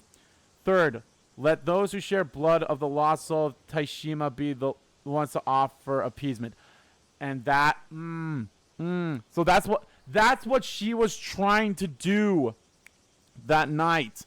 But she must have, but she never unbended the seal risen from the depths of the iron box. So everything else, So that's what happened. And that wraps it up. I got all the info beamed into my brain in a flash, and I still managed to present it with an enticing narrative, eh? How amazing was that? You're utterly astounding. Wow, incredible. around 400 years ago, during the Sengoku period, Oda Nobunaga was assassinated by Honoji Temple. Kuki Yoshitaka, commander of the Kuki Navy, had steadily been gaining influence within the clan, but he now found himself at crossroad in an era still wrecked with turmoil and war. Oh my god, this is a long one. It was at the vessel of the Kuki clan, Kitsune Sadamune, approached him with some intriguing information. According to Sadamune, 3 mermaids were said to be living on Taishima under the protection of some of the island's residents, even though the island was originally thought to be uninhabited. It's widely known through folklore that eating the flesh of a mermaid granted one immortality and eternal youth. Sadamune urged Yoshitaka to take advantage of this suggestion that if he possessed such power, an invincible army would be at his command. Seeing this as an opportunity he had been waiting for, Yoshitaka ordered Sadamune to capture the 3 mermaids and bring them back here. However, Kuki Sumitaka, Yoshitaka's nephew and head of the clan at the time, strongly opposed his approaching Taishima. It was, in fact, Sumitaka who had secretly been protecting the mermaids on Taishima. Believing the mermaids to be messengers of the gods and the island's so sacred sanctuary, he had worked to keep them isolated from outside influence.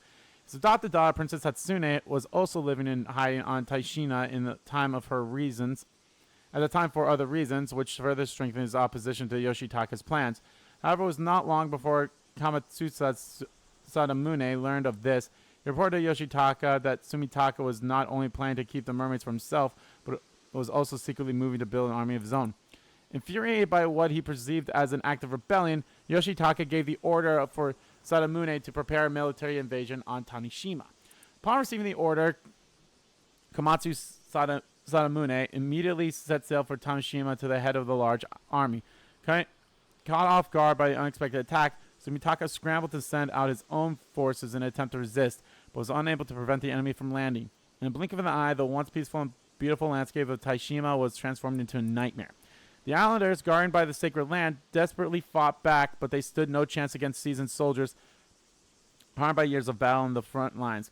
And one after another, they all fell before the invasions. Samune ordered that every woman and child be cut down without mercy, and soon the waters around Tamashima ran red with blood. Samune's forces swept across the island, searching every inch of signs of the mermaids as they pressured their assault. Finally, they discovered a mermaid in hiding by the name of Hayase and captured her. Samune demanded that she make his troops immoral, but the mermaid staunchly refused.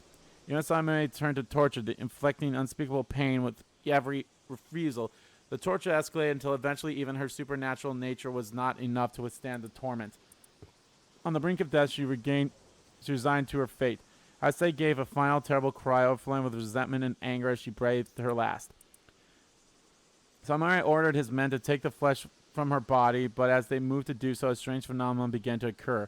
All the soldiers who approached her body began to transform into fish, their bodies decaying rapidly as the transformation took hold. Hayase had cast a curse upon them with her dying breath. With one mermaid Sadamune had captured dead and his forces decimated, he began a mad search on the island in pursuit of the remaining 2 mermaids. Eventually, he found a deep cave in the interior of the island that extended far beneath the earth. Reaching down to the seafloor, and deepest part of the caves was a shrine, and a door with a powerful seal over it that he couldn't open no matter how hard he tried. Convinced that this had to be the entrance to this sacred land, the home of the mermaids, Sadamune gathered all of his remaining gunpowder and artillery and unleashed it onto the door, destroying both it and the shrine in the process. Next moment, a violent tremor racked the island itself, or the entire island, and the skies above were engulfed by a storm.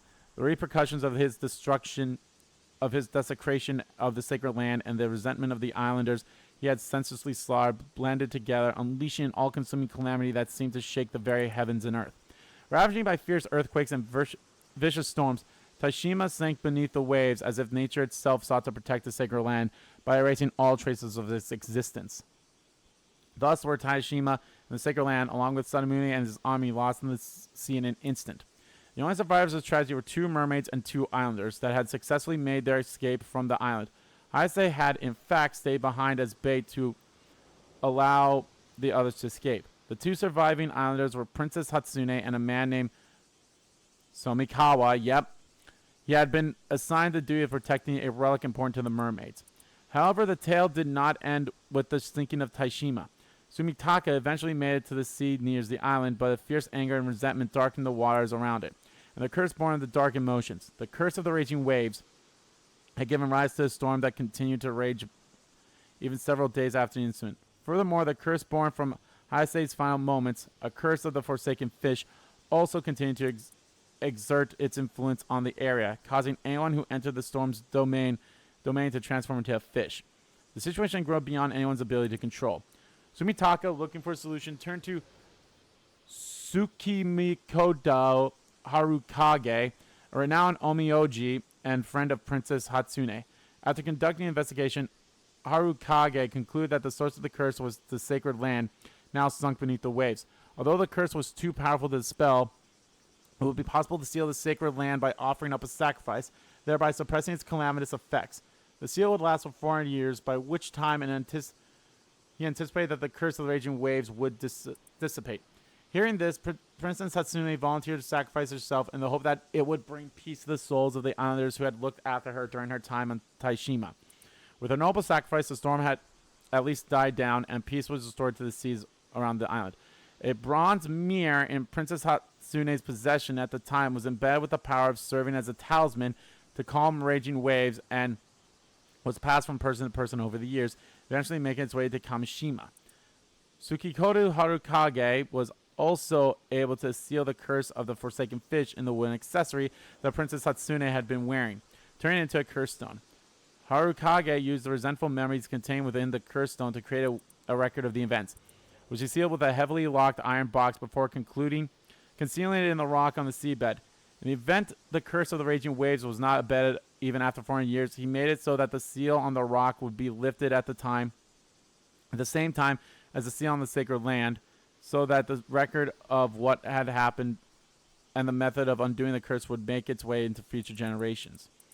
Meanwhile, to protect the sacred land and the mermaids, Sumitaka ensured all records of Taishima were erased so no mention of the island or the disaster that had befell it would make its way into historical accounts. He also concocted a tale in which Princess Hatsune was throwing herself down a well in defiance of a political marriage in order to conceal her sacrifice. Afterwards, Kuki Yoshitaka, infuriated not only by his failure to attain immortality but also by the loss of his primary military forces, murdered Sumitaka, who opposed him at the very end, and seized control of the Kuki clan in both name and nature. He had his vassals search the area around Taishima countless times after that, but it's said that they found neither the mermaids nor any traces of their existence. Woo, boy, okay. We are getting... I feel like we're already solving the mysteries of these curses way earlier than we did in the first game. And that just might be because of the order I've been doing these in.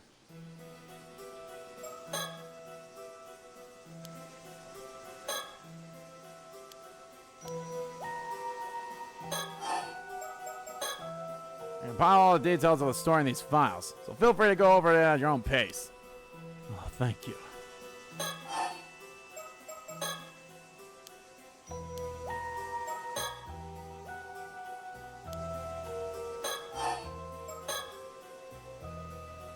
After Mitsuma found the metal box, you mean to tell me she's dead?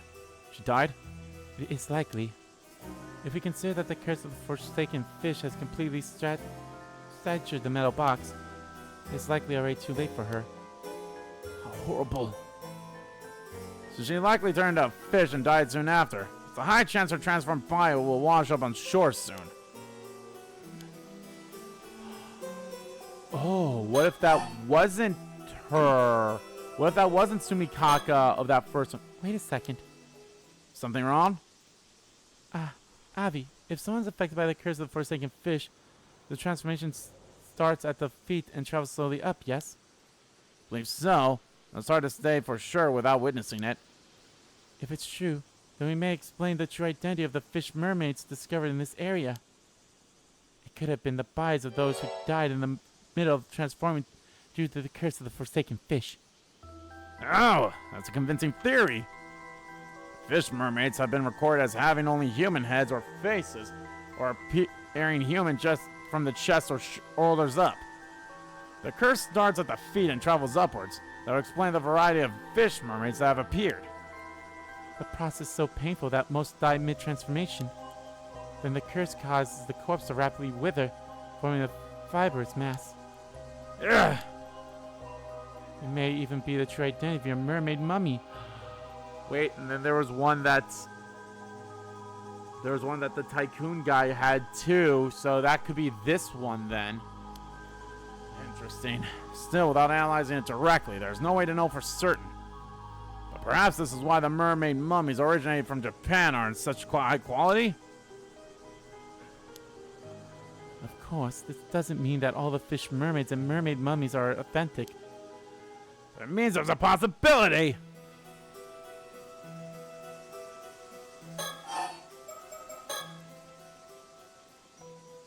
Actually, just remember there were 2 points from your tale I want to discuss. About the events 400 years ago? My first point concerns the vassal who tormented the mermaids in an attempt to attain immortality. If all he needed was the mermaid's flesh, what necessity would there be to torturing her? No, that's true.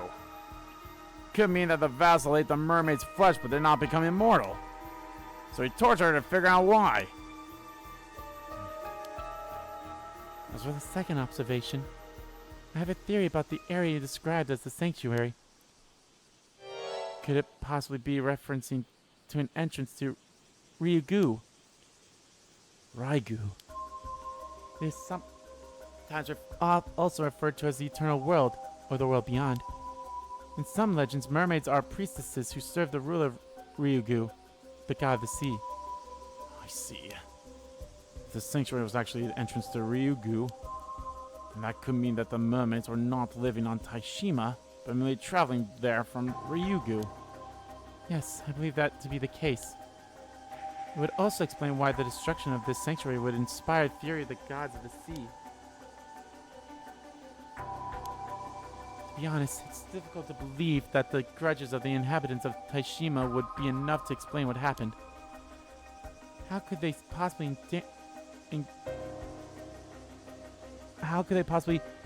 engender a curse powerful enough to sink an island and linger for more than 400 years? However, it's quite easy to believe that a curse from Ryugu could maintain such power. That also explains the necessity for a living sacrifice. Of course, one would be required to seal an entrance to Ryugu. But if the entrance to Ryugu was sealed, what would become of the 2 mermaids that fled Taishima? I doubt Sobe and Nagame managed to return to Ryugu. I believe that they have been living here in the human world for the past 400 years, waiting for the seal to be lifted. They just hid somewhere far away from human eyes. If that's true, then they've been successfully hiding for over 400 years.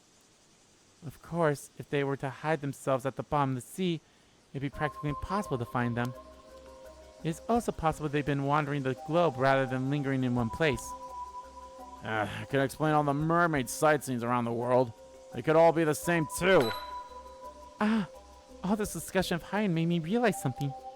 What is it? Do you recall the story Miss Ikoma told us yesterday of the mermaid who became human? Oh. Are you suggesting she decided to join human society because she could not return to Ryugu? It's a possibility we should consider. That occurred only a few decades ago. Why would she decide to become human just before the seal was released?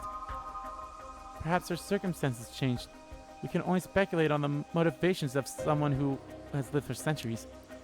It is possible she did not feel compelled, but decided to become human out of her own desires. She had met someone she wanted to live a mortal life with, like in The Little Mermaid. That is certainly possible, and quite romantic too. I'll have to write this down. Could make a solid novel. I just realized something. What is it now? You heard about this mermaid from the descendant on the Taishima survivor, yes? That's correct. I feel it's only right that they have information of the things we learned. We'll have to talk to her. We're quite curious about this mermaid treasure, too. Must have been passed down to them through the generations. Understand. I'll probably drop by a place later anyway. since I also have to handle the matter with Miss Suma.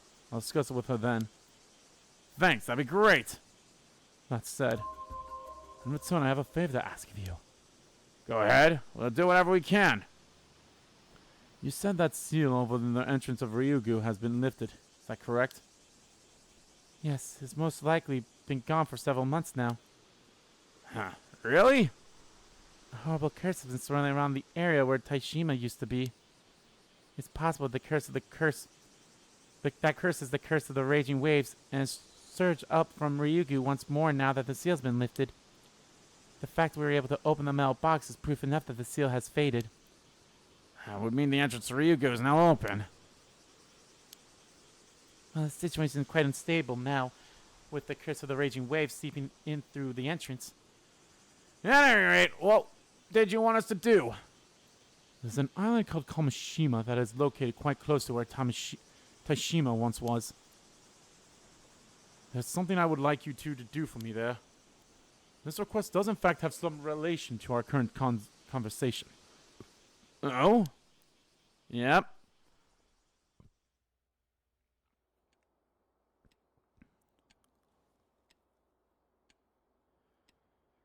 Now then, Avi. Hmm? We decided to tell Ikoma everything, but I know there's some information you kept from him. Oh, did I? Yes, something from the mermaid's memories. The real way to attain immortality. That's right. See no reason to inform him about it. After all, no matter what he may say about tourist attractions, this guy is also after immortality. I saw him straighten up when you talked about the mermaid being tortured because her capture required more than just her flesh for immortality. Are you sure? I thought his goal, if he even had one, was to quell the curse of the raging waves. Perhaps that's that too. He even asked us to go to Kameshima and find the still-tied mirror instead. You did mention lifting the curse requires the mirror as well as the help of the Taishima descendant, right? There's also something about lifting a seal first, but I don't know what that part's all about. Well, I see no harm in quelling the curse, so I say we continue to cooperate for now. Agreed. Though I do wish we did not have to approach Kameshima at all. The evil atmosphere is nauseating. However, we must consider the possibility that Ikoma actually has his eyes set on the mermaids in Ryugu. It's possible he may be searching for mermaids like us. I suspect this discussion can wait for later. First, we must find the treasure that the survivor managed to slip out of Taishima. You mean the treasure acquired in addition to mermaid flesh when attempting to gain immortality? Yes, it's a treasure known as the Tamatibako. Mermaid flesh has to be put inside and purified by it to have any effect. So, provide one has both flesh of a human mermaid and a Tamatabako, the immortality is indeed attainable. Boom! There we go. A box often referred to as a relic used by the mermaids who once lived Taishima. Similar box also made its appearance in the tale of Ushimitaro as the box gifted to the Annapolis protagonist by Otame, leading to its name becoming widely known. The box is filled with a spiritual energy similar to nature to that which fills Ryugu, the mermaid's original home.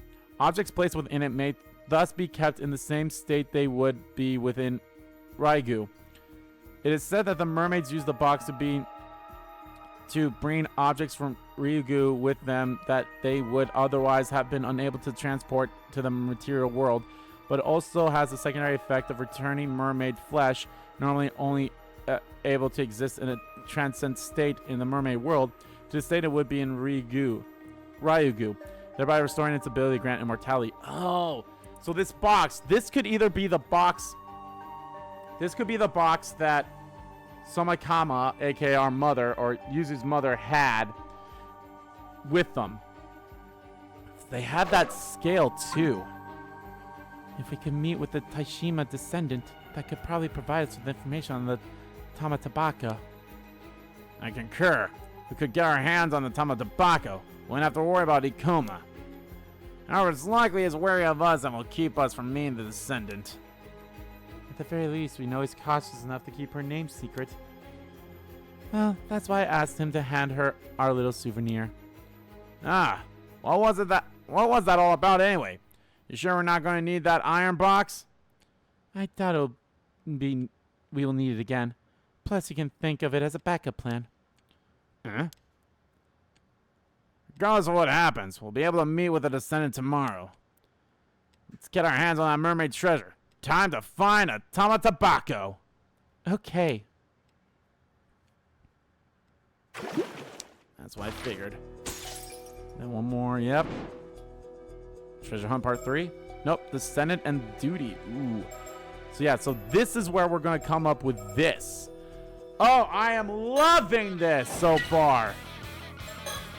Don Heron, the maverick leader of the tight-knit delinquent crew Rebels Roost. Temperamental by nature, he often flares the impressive crest on his head to intimidate intruders on his turf. Although long-term rivals of the Ocean Outlaw hooligan gangs, in recent days he's also found his feathers ruffled by the increasingly bold antics of Blue Brutal's beaks, pushing his patience to the limits. Oh, we are getting some good stuff here. Oh, okay. We have found a lot of the things about the curses. We learned a lot of the truth of what happened 400 years ago. Oh, this is great. This is so great. But guys, that's going to do it for this part of Let's Play Paranormasight. In the next part, guys, I kind of want to keep going with them. I want to keep going with them. But this seems like these are now, well, I guess these have all been present day. But like, I think I'm going to keep going with AV for now. This is exciting. Don't get me wrong. This right here is very exciting. But we can't do that yet. We cannot do that yet. Sato thought, but how? Okay, where does Sato? Maybe her surviving like just doesn't part of it. And then of course you have the secondary guy as well, like the guy who knows Sato. Gotta know what they're about too. So I'm sure it's whatever is tied to their curse. But anyway, guys, thank you all so much for watching this video. Guys, if you liked the video, please give that like button a click and comment down below, check about the video, didn't like about the video, and let me know, guys, what do you think of, I guess, yeah, everything that we learned from 400 years ago. Very good stuff. So yeah, let me know. And as always, guys, hit the subscribe button so you don't miss a beat. And subscribe to the main channel too. That's in the description below. As well as follow me on Twitter. Both my main Twitter, the RBG KimKid Twitter, are in there too. Thank you all so much for watching once again. And I'll see you all next time.